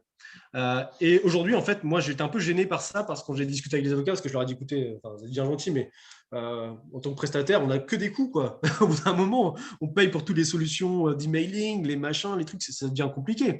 Et puis, DocuSign, qui n'est même pas fiable, coûte très cher. Donc, je me dis, bon, comment on fait? Et en fait, c'est une solution que j'ai découverte qui est faite pour les avocats, parce que tous les avocats l'utilisent. En tout cas, de plus en plus, elle a été primée il y a 3 semaines de ça, comme étant innovation parfaite pour les cabinets justement juridiques. Mon avocat m'a présenté une solution que lui utilise, qui s'appelle VitalSign. Donc, je vous donnerai un lien aussi à Nathalie si ça vous intéresse, et qui a l'avantage d'être vraiment, alors, c'est pas donné dans le sens où c'est pas gratuit, mais c'est vraiment pas cher. Pour le coup, vous pouvez faire autant d'actes que vous voulez et pour franchement, quasiment rien.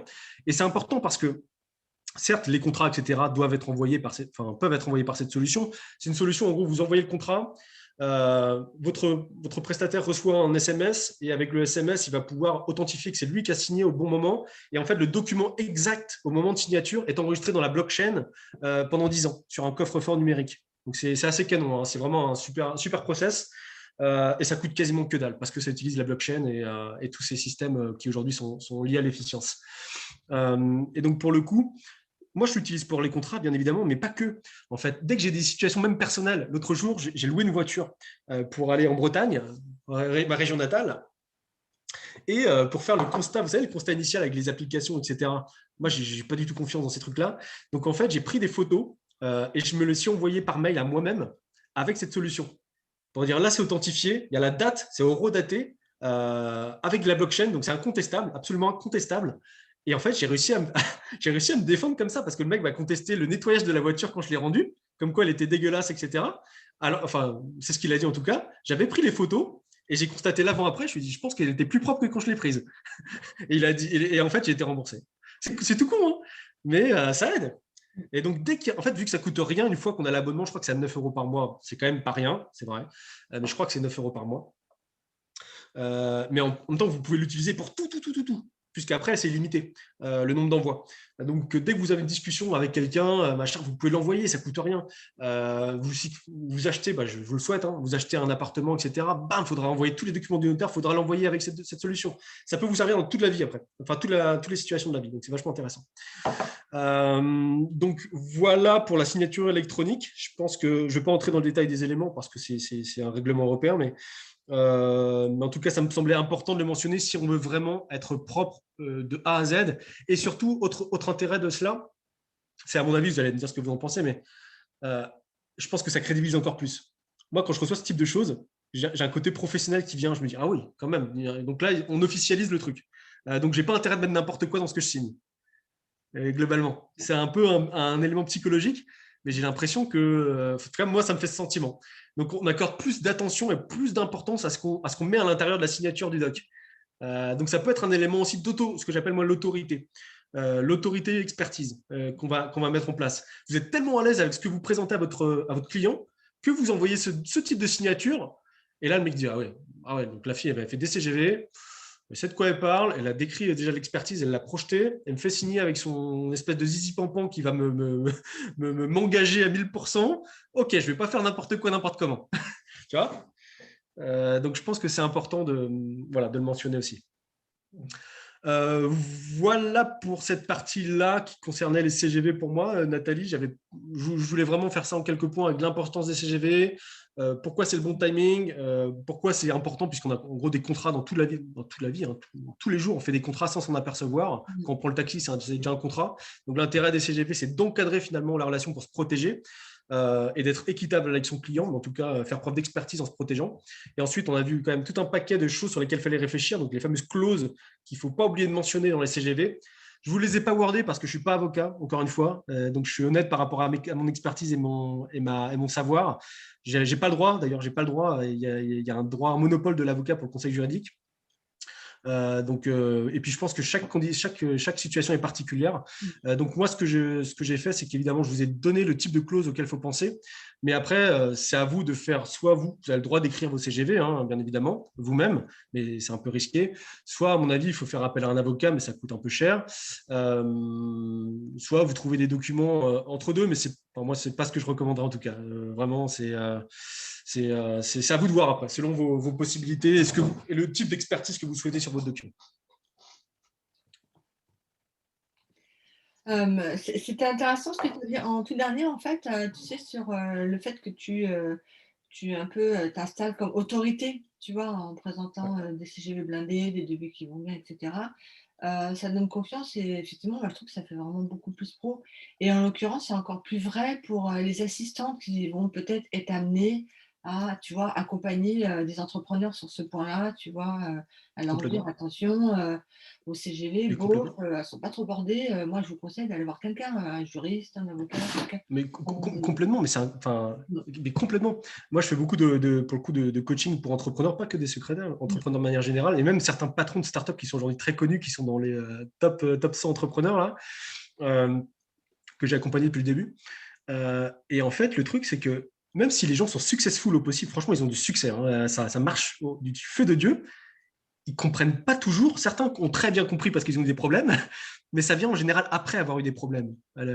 On constate l'importance du juridique. Aujourd'hui, c'est mon avocat. Bon, non, c'est pas mon meilleur ami dans la vraie vie, mais c'est mon meilleur ami professionnel, on va dire.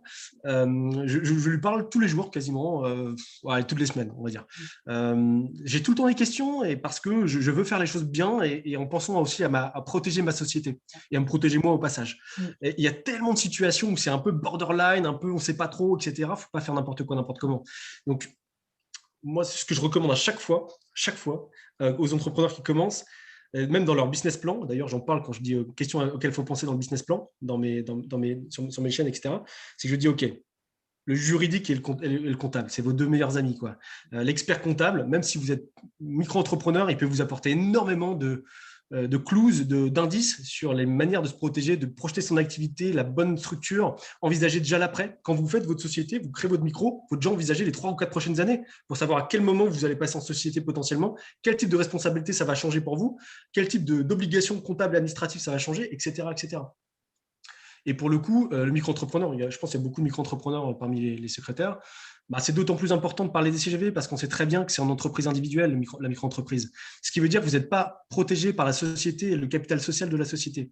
Donc, en fait, dès qu'il y a un problème, le client peut faire valoir ses droits. Et si jamais il a raison, ce qui est possible, il ne faut pas éluder cette possibilité, et ben, ça peut porter atteinte à vos finances personnelles, évidemment, et à votre patrimoine. Alors, bien évidemment, depuis la loi Macron, la résidence principale est normalement protégée, quoique il y a toujours 2-3 failles dans le truc. Donc, la résidence principale est protégée, mais tout le reste, absolument tout le reste, zéro protection quand on est entrepreneur individuel, micro-entrepreneur. Sauf dans le cas, d'ailleurs, c'est une petite pépite aussi, pour celles qui ne le savent pas, sauf dans le cas où, dans le cadre de la création de sa micro-entreprise, on a coché l'option EIRL, avec déclaration de patrimoine professionnel. Ça, c'est un truc qui prend 10 minutes à faire, qui est simple à faire. Et clairement, ça protège aussi ça limite votre responsabilité de facto.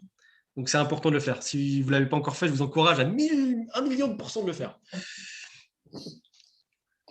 Avant que tu présentes SEO, peut-être qu'on va prendre les questions. Oui, bien sûr. Juste après, ça sera encore plus frais. C'était quand même l'objectif du jour. Donc, SEO, c'est si on a le temps. C'est pas non, mais au contraire, si, je pense que c'est intéressant parce que je vois quand même qu'il y a beaucoup d'assistantes. Voilà, donc c'est peut-être intéressant que. Voilà. Donc, Marine, je crois que tu avais une question. Oui, merci Nathalie. J'en avais 2 du coup.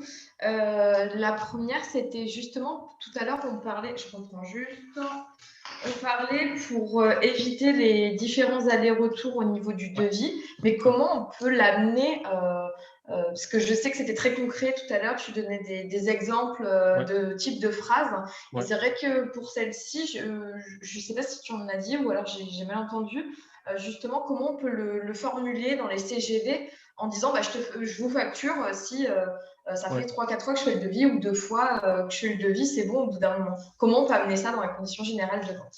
Ouais, alors moi, j'ai un article spécifique pour le coup qui s'appelle cas de demande de modification par le client, justement. Donc, tu fais un article spécifique.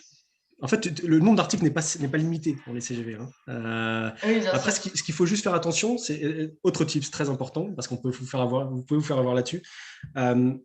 Dans les CGV, à la fin de votre CGV, selon le nombre de pages, s'il y a 8 pages par exemple, 6 pages, 4 pages, peu importe, mettez le nombre de pages avant la signature. Mais CGV signé avec dernière page en 5e page, parce que la personne peut vous dire non, mais il y avait moins de pages que ça ou plus de pages que ça, il n'y a pas tout dans le document qui vous présente là. Donc, c'est important d'être très, très précis, vraiment. Donc, tu fais un article précis là-dessus, cas de modification de demande par le client. Et clairement, tu dis, voilà, alors le vrai wording est dans le document que moi, je mets en vente sur le site, donc je ne vais pas te le dire là parce que je ne l'ai pas de tête non plus. Mais globalement, tu dis, dans le cas d'une demande du client, de modification du client, le prestataire, donc toi, tu définis le prestataire dans ton premier article, le prestataire, c'est toi.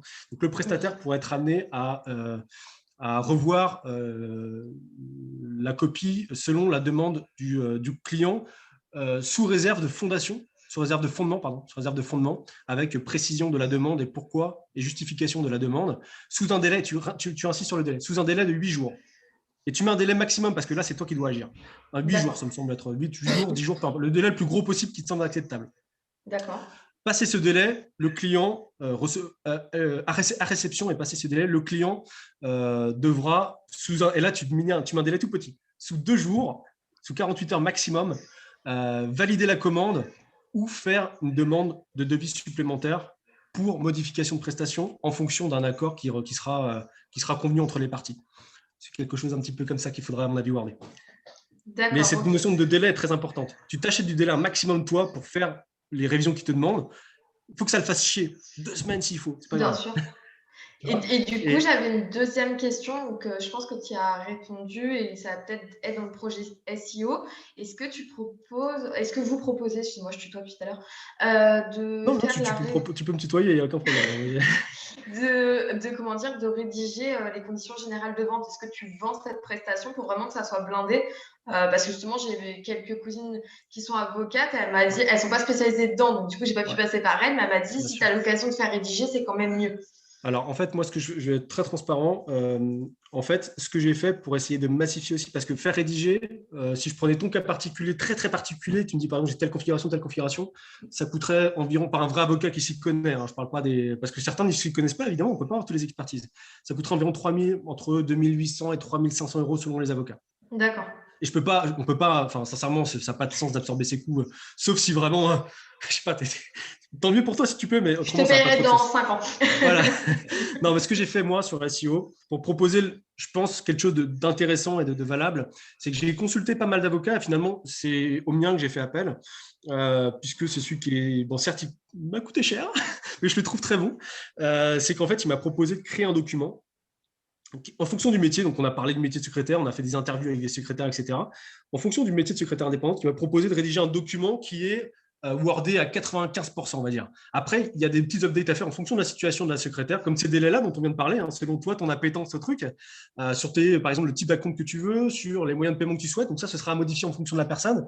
Mais je propose en vente des modèles de documents qui sont faits vraiment par cet avocat, qui ne sont pas issus d'une legal tech, qui ne sait pas du tout ce que c'est que ce métier, etc. Ça a vraiment été fait par un avocat qui a réfléchi sur le sujet du métier de secrétaire indépendante et et tous les trucs dont j'ai parlé là sont mentionnés pour le coup dans le document que je propose sur SEO. D'accord. Et je finirai juste pour revenir tout à l'heure, tu as parlé de la propriété intellectuelle, Ouais. du coup, étant donné que toi, tu vends un document Ouais. par ton avocat, tu as l'autorisation, du coup, Ouais. ça doit être, c'est ça, hein. C'est un très bon point. J'en ai parlé un petit peu tout à l'heure, mais c'est un excellent point. En fait, moi, ce que j'ai fait quand j'ai rédigé la chose avec mon avocat, c'est que je lui ai acheté tous les droits. C'est pour ça que ça ne m'a pas coûté 3 000 euros, ça m'a coûté beaucoup plus. Donc, je lui ai acheté tous les droits et aussi les droits de revente. Au nombre que je veux, partout où je veux, quand je veux. J'ai dû le worder dans un contrat et je lui ai acheté aussi les droits de revente. Il m'a cédé totalement la propriété intellectuelle du document. D'accord, ok, super. Autrement, je n'aurais pas pu le faire. Même s'il est sympa, mon avocat, hein, il m'aurait taclé. Parce que lui, pour le coup, en fait, il a déjà repéré d'ailleurs, j'ai déjà vendu quelques modèles à certaines secrétaires. Il a déjà vu une personne qui a refilé mon modèle alors que j'avais bien mis en garde sur les éléments à quelqu'un d'autre sans me le dire. Moi, si on me le dit, il n'y a pas de problème. On trouve des arrangements, s'il faut faire une réduction, etc. On trouve des arrangements. Mais si on ne me le dit pas, je pardonne rien. Et là, pour le coup, la personne, bon, on est en train de la signer. Tant pis pour elle. D'accord, très bien. Merci beaucoup. Sur ce modèle, ce que je ferai, c'est que quand je vais vous envoyer le mail avec le replay, je vous mettrai le lien. Pour la petite info, il faut encore qu'on discute de quelques modalités avec Damien, mais il a prévu, je ne sais pas comment dire, une offre pour mes élèves. Voilà, donc, on dira un tarif préférentiel. Sachant, alors je n'ai pas envie de dire de bêtises parce qu'on en a parlé, mais je ne me souviens plus du tarif de ton contrat, mais c'est peanuts par rapport. En fait, moi, là, j'ai réfléchi un peu aussi avant parce que j'ai envie de faire un truc. En gros, je le vends aujourd'hui à 200 hors taxe et 240 hors taxe, TTC, et je le ferai certainement à moins 50%. Voilà, je pense que ça sera le type d'offre que je vais faire. Donc, je vous ferai passer de toute façon les filles pour le coup, mais aussi pour les autres personnes qui ne sont pas dans ma formation, je vous ferai passer aussi le lien et puis bien sûr le replay, etc. Comme j'ai dit à Nathalie, je pense c'est pour ça qu'on a une synchronicité des valeurs aussi. Moi, je vais expliquer un peu ma situation, ce que je faisais, etc. Et pour le coup, ce projet-là, il me tient à cœur. Franchement, il me tient vraiment, vraiment à cœur par les tripes, quoi. Et pour le coup, je vais en parler après du projet, mais j'ai l'ambition de co-créer la chose. C'est pas moi avec mes quelques idées. Je pense qu'on a tous à interagir, à faire des choses sympas, bien comprendre les problématiques, etc. J'ai envie de faire des choses qui ont du sens, quoi. Et donc là, bien sûr, ce que je veux dire, le truc, c'est que je veux pas, je perds, enfin, à l'heure actuelle, je perds déjà un peu d'argent parce que j'ai investi énormément, évidemment, et je veux pas continuer à en perdre bêtement. Donc là, je dis, OK, je fais le prix minimum qui me paraît être honnête. Et puis voilà, l'idée, c'est pas en tout cas, moi, mon idée, c'est pas de m'enrichir dessus, très clairement. Bien sûr, si je peux en vivre à terme, ce sera très bien, mais c'est pas le but. D'abord, ce que je veux, c'est créer quelque chose qui a du sens. Après, tout le reste, on verra. Ok, donc je ne sais pas si vous avez d'autres questions. Alors, moi, je ne sais pas parce que je ne vois pas le chat. D'habitude, je le vois. Je ne sais pas encore ce que j'ai décliqué. Et déjà, moi, je veux bien. Est-ce que parce que c'était pas forcément toujours parfaitement structuré de mon côté. Est-ce que ça a été clair? Est-ce que ça a été utile? Est-ce que ça a allumé des lights aussi pour des points d'intérêt ou des points d'attention à avoir peut-être? C'est aussi important que je comprenne si ça a du sens ou pas pour vous. C'est très intéressant, très utile et très clair. Et c'est pour ça C'est vrai? que, personnellement, j'ai envie d'acheter ton offre. Ok. Bah, Bonjour, mais pareil, la conférence était super, c'était vraiment très intéressant et surtout très très clair aussi. c'est vrai? Bah, pour le coup, Oui. je l'ai pas du tout. Tant mieux, parce que j'avais l'impression d'être complètement brouillon, Non, pas du mais tout. tant mieux. Je vois que Anja, alors attends, faut que je remonte. Anja demande si, concernant les CGS, c'est possible d'appliquer tout ça en stage. Pas compris tout à fait la question. Ouais, et je veux bien une petite précision Ouais, si elle peut. j'ai pas trop compris. Mais il y a Mylène qui dit que je pense qu'elle est allée sur ton site et elle dit que l'onglet de ressources du site pour les CGV ne fonctionne pas. Ouais. Alors, il y a deux, trois trucs. C'est pour ça que je ne l'ai pas encore, je t'avais dit, Nathalie, je ne le commercialise pas encore tout à fait le site. Je suis très honnête là-dessus. Et d'ailleurs, ça fait partie de la chose dont je vous ai parlé tout à l'heure, mon développeur qui me dit écran cassé là. Parce qu'il y a deux, trois choses que j'ai demandé de modifier. Et vu que là, il m'emmerde à faire les choses, pour le coup, je vous le dirai quand ce sera actif. Je ne vous ferai pas n'importe quoi, n'importe comment, tant que ce n'est pas actif. Moi, je ne suis pas comme ça. Par contre, le modèle, vous pouvez quand même y avoir accès parce que j'ai fait un lien System.io où là, vous pouvez avoir accès sans problème, etc. Mais effectivement, autrement, le site, il y a encore deux, trois petites coquilles qui ne me plaisent pas du tout. C'est pour ça que j'en parle pas. Enfin, j'en parle pas de manière commerciale pour l'instant. Et Clara demande, c'est quoi la réelle différence entre CGV et CGS? En fait, la vérité, c'est que quand on est prestataire de service, c'est la même chose. En fait, des CGS sont la manière dont vous allez, je dirais, évoluer. Après, moi, je fais une petite distinction quand même. Même les avocats, c'est ce qu'ils me disent, en fait. Vos CGV, c'est les CGS. Bon, il y a un petit wording qu'il faut, à mon avis, avoir un tout petit point de vigilance. Je préfère parler de CGV en réalité quand on parle, par exemple, de vente sur Internet. Si demain, vous avez une prestation actée, je ne sais pas moi, qui est un peu quasiment automatisable, là, vous allez parler de CGV parce que vous vendez directement la prestation sur Internet. Vous parlez du caractère de la vente de la prestation. Donc, tout ce qui encadre la vente finalement de la prestation. Tandis que CGS, pour moi, il y a une différenciation. Pour moi, CGS, c'est la manière dont on encadre tout le déroulé de la prestation. De la vente, certes, mais aussi tout l'après. Tout l'après. En fait, pour moi, c'est vraiment le plus lié à… c'est peut-être une erreur de langage, mais quand on est prestataire de service, on doit parler de CGS et pas de CGV, tout simplement. C'est plus lié à la qualité de la nature de ton travail. Aujourd'hui, tu es prestataire de service, tu fais des prestations de service réelles. Donc, pour moi, c'est des CGS. À chaque fois que je parlais de CGV avec un avocat pour ce truc-là, il me dit non, mais c'est des CGS. OK. En tout cas, après, je ne vois pas d'autres questions. J'essaie de remonter un petit peu. Alors, attends. On parle plus de CGV quand on vend effectivement, parce que quand on vend quelque chose en général, c'est le wording, c'est sur Internet. Voilà, on a un site Internet, on a un e-commerce, on parle de CGV. Après, voilà, pour la prestation de service, je préfère parler de CGS. Bon, du coup, s'il n'y a pas d'autres questions, je vais laisser. Alors, attends, Laurence demande CGP. Alors, CGP, pour le coup, tu vas… oui, alors, CGP, tu entends conditions générales de prestation, j'imagine. Parce que si tu… Ouais. C'est ce que j'ai pensé. Autrement, il y en a qui disent conditions générales particulières, et je ne suis pas d'accord, parce qu'en fait, soit on dit conditions particulières, qui représentent le devis cette fois-ci, mais si c'est bien ces conditions générales de prestation, ce n'est pas un problème, puisque c'est la même chose. CGS, CGP, du coup, ce sera la même chose. Marine, tu as une question, je crois que tu m'as dit. Je fais très vite, c'était juste tout à l'heure par rapport aux conditions générales justement. On a parlé de sous-traitance et justement pour le coup, à l'avenir, moi j'aimerais bien prendre d'autres secrétaires indépendantes ou peu importe pour effectuer des tâches que je ne sais pas faire et donc faire un contrat tripartite pour pas me faire prendre mon client en fin de compte. Et je voulais savoir si ça tu proposais du coup aussi sur ton site ou en fait, effectivement, toi, ce que tu veux, c'est… ça dépend de ton objectif. Parce que si tu veux que ton client, enfin le client, soit directement en contact avec l'autre personne, c'est ça, en fonction de ton expertise. Donc, tu veux que tu sois le seul point de contact et pouvoir sous-traiter. Ah oui, non, tu avais raison, excuse-moi, autant pour moi. Oui, mais que… Non, la première option, mais que du coup, je sois protégée, que la personne ne puisse pas partir avec le client, enfin, donc le client passe directement par elle. D'accord. Ben, ça, en fait, pour le coup, ça va être une physionomie très particulière. Et si on verra, c'est pour ça que on parlera avec Nathalie après peut-être des interactions que je peux avoir, etc. Mais moi, c'est mon objectif, en fait, à terme, c'est de créer des documents qui ont du sens et créer des choses qui ont du sens. Donc, si ça peut faire du sens à terme, selon ce qu'on discutera, mais de faire intervenir quelque chose, de créer des nouveaux documents, et moi, ça ne me dérange pas. Hein. Encore une fois, je peux faire ça. Hein. Créer des nouveaux documents par rapport à des situations particulières, s'il y a une vraie demande, je pourrais le faire potentiellement si ça aide plusieurs personnes. Après, bien sûr, j'essaierai de le faire sur des conditions sensées. Mais si c'est un cas particulier, si tu as besoin de conseils à un certain moment, moi, je peux contacter mon avocat et lui demander du conseil et je peux aider. Mais s'il faut rédiger un document, les avocats, en fait, il faut comprendre, je ne sais pas si vous avez affaire aux avocats souvent, mais ils peuvent conseiller de temps en temps, etc. Mais en général, ils aiment bien quand même faire payer leurs conseils.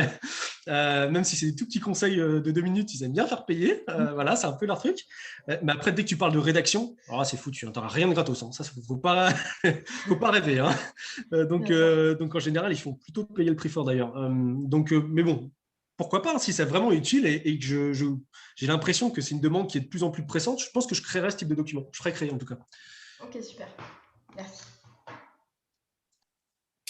Je vois Solène qui me dit « Je ne suis pas élève à la formation. Je pourrais avoir aussi la réduction pour les CGV. Je n'ai pas bien entendu ce moment. » Eh bien, écoute, pour le coup, je vais te dire non. Parce que c'est normal que je privilégie mes élèves. Ça fait partie un peu du deal. Et moi, j'aime bien être transparente là-dessus.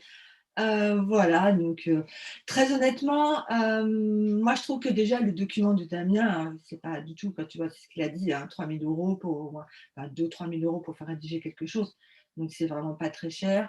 Voilà, après ça fait partie un petit peu des partenariats ou des collaborations qu'on a entre entrepreneurs, ou voilà, ça marche comme ça. Ouais. Mais je suis désolée de te dire que non, mais voilà, je mettrai quand même le lien. Après, je ne sais pas, peut-être que pour cette personne-là, tu vois, en fait, je pense qu'il faut s'adapter, il faut adapter à chaque personne, mais c'est un document que je propose, mais si la personne se sent à l'aise en fonction des clauses qu'on a indiquées sur le PowerPoint, pour les faire elle-même, libre à chacun, effectivement, mais bon, notre rôle aussi, enfin mon rôle, c'est de dire, ok, je crois que c'est important aujourd'hui, on a bien compris que c'était tellement important de se protéger que j'ai une solution, c'est peut-être pas la seule, peut-être qu'il y a d'autres solutions qui sont meilleures, et tant mieux si les gens trouvent des meilleures solutions, mais en tout cas, ça a le mérite d'être une solution. C'est ça. Émilie demande si les modèles devis et CGDV, donc c'est plutôt oui, CGV, sont disponibles sur ton site. Le devis, je l'ai pas. En fait, j'y ai pensé l'autre jour. Je me dis, mais effectivement, je vois tout le temps des questions sur les devis. Je devrais mettre quelque chose sur le site, effectivement. Et en fait, je vais peut-être je le mettrai peut-être parce que ça ne va pas me prendre beaucoup de temps. Je mettrai peut-être le modèle de devis attaché au modèle de CGV. Du coup, là, on va avancer peut-être sur ta présentation SEO de ta plateforme. Ouais, bien sûr. Ça va être rapide, hein, parce qu'encore une fois, je vais parler de l'ambition, du projet derrière, mais vous avez bien compris que je le commercialise pas encore puisqu'il y a deux, trois détails techniques qui me plaisent pas. D'accord. Je ne sais pas, tu veux que je revienne en arrière ou en avant? Non, c'est bon. Donc, effectivement, moi, en fait, depuis que je suis en relation avec les secrétaires, en fait, je trouve qu'il y a on va pas se mentir, il y a deux types de profils. Il y a les profils qui ont compris que c'était un marché qui peut être intéressant par rapport à la liberté que ça suppose, la versatilité aussi, un côté un peu on touche à tout, etc. Et qui n'ont pas encore tout à fait l'expertise. Ça ne veut pas dire qu'ils apprennent pas, tant mieux, ils vont apprendre, ils vont développer les expertises, mais ils n'ont pas encore l'expertise. Donc, du coup, il y a cette première notion de formation nécessaire sur la partie technique, secrétariat pur pour développer une expertise. Et donc ça, moi, c'est vrai qu'en tant qu'entrepreneur, je ne m'adresse pas forcément à cette personne-là dans l'immédiat, puisque je n'ai pas de skills de secrétariat pur. Hein. Je veux dire, vous me demandez de faire de la permanence téléphonique, je suis largué, quoi. Ce n'est pas mon expertise, soyons très clairs. Par contre, il y a d'autres types de secrétaires qui sont en général, pas toujours, un peu plus avancés sur le process et qui disent, OK, moi, je suis déjà expert depuis quelques années dans le salariat, j'ai choisi de vivre de mes propres ailes, ou alors j'ai une expertise affirmée en secrétariat, je suis capable de faire ça parfaitement, donc c'est mon expertise, je le sais. Maintenant, comment je fais, quoi? Comment je trouve des clients? Comment j'arrive à commercialiser mon expertise au niveau de mon audience type? Et en fait, voilà, moi, ce que j'aime aujourd'hui, c'est de faire comprendre à ces profils-là que l'entrepreneuriat, c'est un voyage. C'est un véritable voyage. Il faut comprendre la dimension, il faut comprendre qu'un voyage long nécessite préparation et il faut comprendre les clés. Comment décrypter l'aventure entrepreneuriale pour éviter de se faire avoir, pour toujours garder le bon niveau d'énergie et pour être capable finalement de vendre nos prestations avec authenticité, sans se travestir qui on est. C'est hyper important. Et c'est vraiment ça que j'essaye d'inculquer à travers tout le projet SEO qui n'est pas simplement un site. C'est un espèce d'écosystème que je suis en train de bâtir. Je suis en train parce il y a encore plein de projets dans les soutes, mais en tout cas, je suis en train de créer un vrai écosystème qui, à mon avis, vu les interactions que j'ai la chance d'avoir avec les secrétaires au quotidien, créer de l'enthousiasme, mais c'est une co-création, je ne peux pas le faire tout seul. C'est pour ça que je fais appel à beaucoup de gens, des prestataires de services qui m'aident, mais aussi des secrétaires qui m'enrichissent au quotidien sur leurs besoins, leurs prestations, leurs demandes, leurs retours par rapport à certaines parties du site, etc. etc. Donc, ouais, tu peux slider. Attends, je vais tirer ça parce que là, ça gâche une partie de l'écran. OK. Donc, le projet SEO, à date, ce que j'en fais, donc SEO, c'est comme secrétaire indépendant online. C'est pour l'instant trois piliers. Encore une fois, c'est pour l'instant parce que moi, je suis dans une logique, je crois, comme Nathalie, d'amélioration continue. C'est très important pour moi, le continuous improvement. Ça fait partie de ma vie depuis des années et ça ne va pas arrêter comme ça. Je suis un apprenant quotidien. Donc, globalement, le premier pilier, c'est effectivement cette solution. Ce n'est pas un site, j'aime pas appeler ça un site. Un site, c'est trop limité. C'est une solution sur lequel, finalement, je vais essayer de proposer des outils et une certaine philosophie pour apporter de la visibilité sur l'expertise. Ça, je pense que c'est un de tes credos aussi, Nathalie, où en gros, on dit, OK, il faut être capable de connaître ses forces, ses expertises, pour mieux les commercialiser, pour mieux toucher son client type. Une secrétaire qui est spécialisée pour les artisans du BTP, par exemple, ça va être peut-être plus complexe de faire une communication qui va toucher les artisans du BTP et les médecins. Ça peut poser des problèmes de cohérence. Mais j'en ai vu, hein, donc vous comprenez que ça peut poser des problèmes de cohérence. Donc je pense qu'il faut être clair sur ces expertises. En fait, la plateforme permet de pas toucher à tout le monde. C'est volontairement de pas toucher tout le monde. Avec cette plateforme-là, on va être capable de sélectionner 3 expertises clés, pas plus. C'est volontaire. J'ai pas envie qu'on aille plus loin. Donc, soit on touche les médecins, soit on touche les avocats, soit on touche les entrepreneurs, soit on touche les e-commerçants. Voilà. Mais 3 cibles maximum pour garder une certaine cohérence quand même dans le projet. Ensuite, ce que je propose sur cette plateforme-là, là, je ne sais pas si vous avez vu, parce que je vais rendre ça plus clair sur mes mailings pour les adhérents. Il y a un blog que je propose gratuitement, ce que j'appelle blog SEO pour une optique de référencement naturel. Donc, je l'ai testé sur 3 secrétaires déjà et un fictif aussi. Vous tapez secrétaire indépendant de Brest. C'est un de mes blogs que j'ai fait il y a quelques temps qui ressemble j'ai vraiment fait bâcler et en fait, il est premier, sans le vouloir. Parce qu'en fait, c'est un blog qui a été créé par mon associé avec la technologie de mon associé, qui est une technologie qui est structurée pour le référencement naturel. Et en fait, ces blogs-là, on les vend normalement à nos clients entre 1 800 et 2 000 euros selon la nature des blogs, parce que ça permet d'être visible très vite sur l'expertise. Et en fait, aujourd'hui, j'ai l'accord de mon associé pour le proposer gratuitement pour les adhérents de la plateforme, les futurs adhérents de la plateforme. Aujourd'hui, il n'y a personne sur la plateforme, peut-être une personne, mais c'est volontaire. Et j'accepte pas les gens aujourd'hui. Alors, il y a 148 personnes en attente, mais je ne les accepte pas.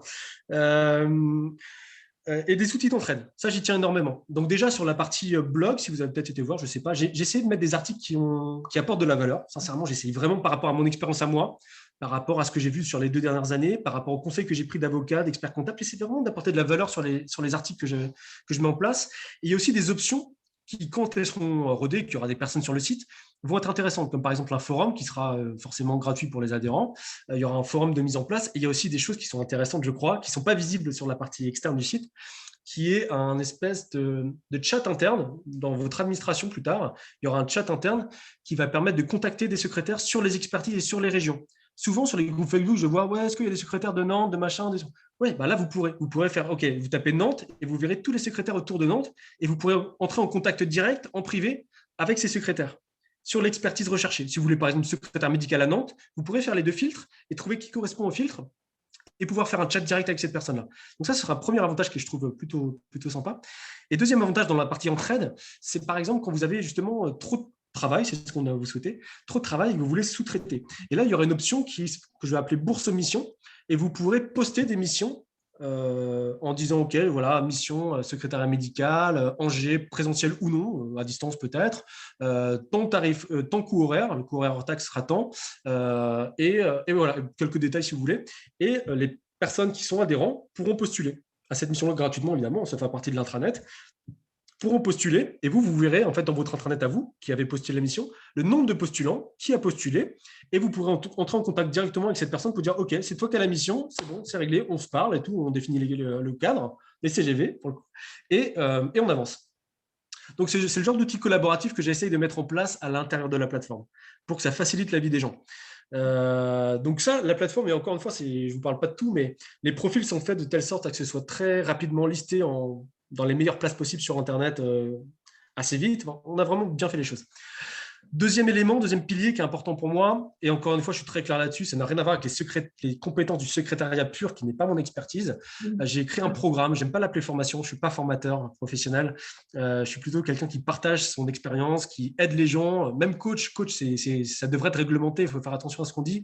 Il y a du coaching, parce que moi j'ai fait 200 heures de coaching, donc je peux en parler un peu, mais bon, on va dire que c'est un programme de points de partage. Moi, j'aime bien l'appeler comme ça, même si certains l'appelleront formation, où là, en fait, je décris plutôt la partie des réflexes d'entrepreneur à avoir quand on devient freelance.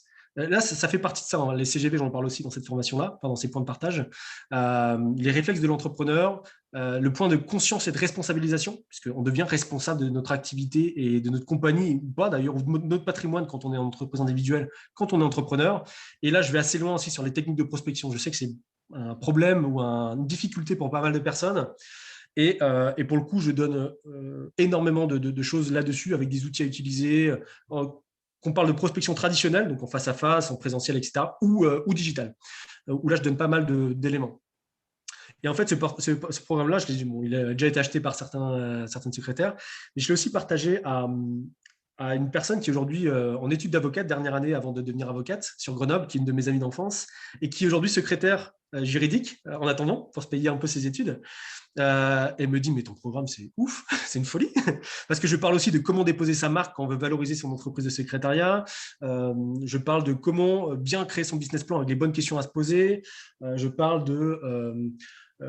même des trucs plutôt personnels. Comment réussir à s'affirmer en face de quelqu'un qu'on ne connaît pas pour réussir les premières secondes de son entretien de prestataire de service. Comment réussir à trouver son USP, Unique Selling Proposal, donc comment réussir à trouver sa valeur ajoutée de différenciation par rapport aux différentes personnes du game, etc., etc. Donc, je parle de plein de choses. Il y a 12 piliers, je crois, donc vous pourrez aller les voir aussi sur le site. Vous tapez formation, vous entrez sur secrétariat juridique, par exemple, vous faites découvrir et vous verrez une page avec le programme, si ça vous intéresse. Donc, ça, c'est le deuxième pilier. Et le troisième pilier, c'est là, je l'ai fait pour l'instant. Alors, des entrepreneurs qui n'ont rien à voir avec le secrétariat, ça, je fais régulièrement.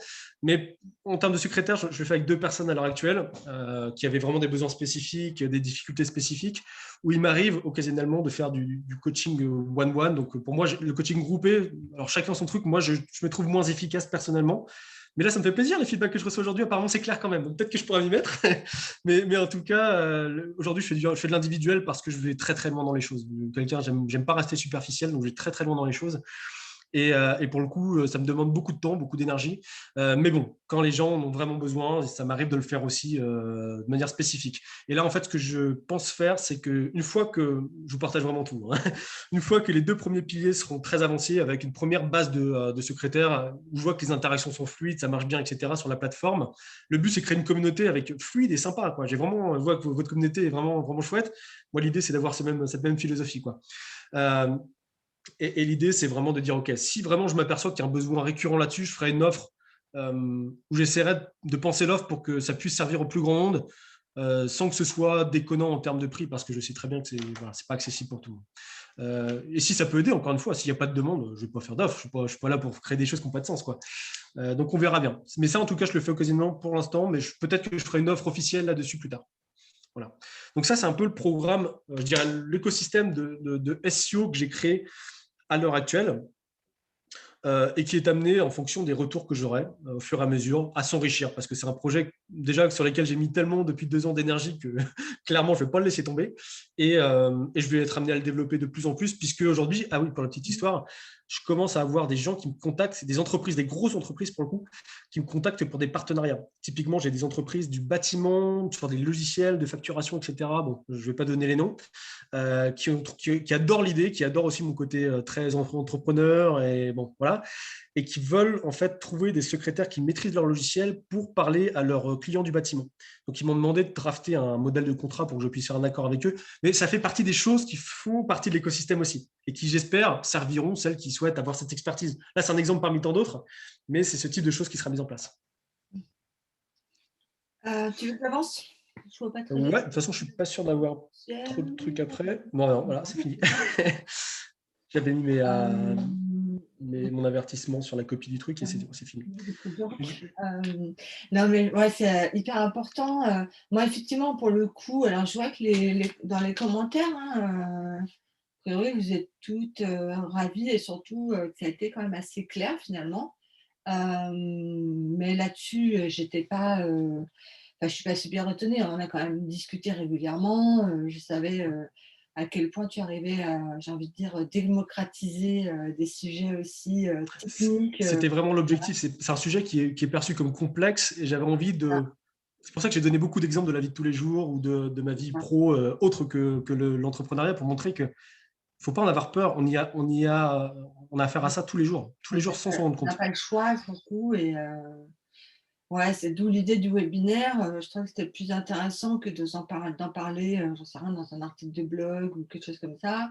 Moi, clairement, c'est quelque chose qui va arriver, hein, que j'ai ajouté. Hein. Tu te rappelles, on avait cette discussion, Damien, il y a quelques Ouais. mois, où je t'ai dit, finalement, je n'avais pas prévu de faire un module, on dira, entre guillemets, juridique, quoi, Ouais. sur toutes ces notions hyper importantes. Donc, c'est quelque chose que je vais ajouter dans la formation parce que finalement, ouais, je vois bien que, comme toi, je suis sur pas mal de groupes et je vois que ces questions sont assez récurrentes.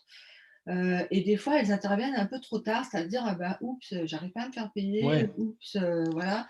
En fait, cette Voilà. question-là, elle doit intervenir dès le moment où on pense à la création de son entreprise parce que ça doit. Enfin, on va pas se mentir, effectivement, si on veut faire les choses proprement, c'est mieux de ne pas aller choper un truc gratos qui ne va pas être correct. D'ailleurs, dans le modèle gratos, il n'y a pas tout ce que je vous dis, clairement.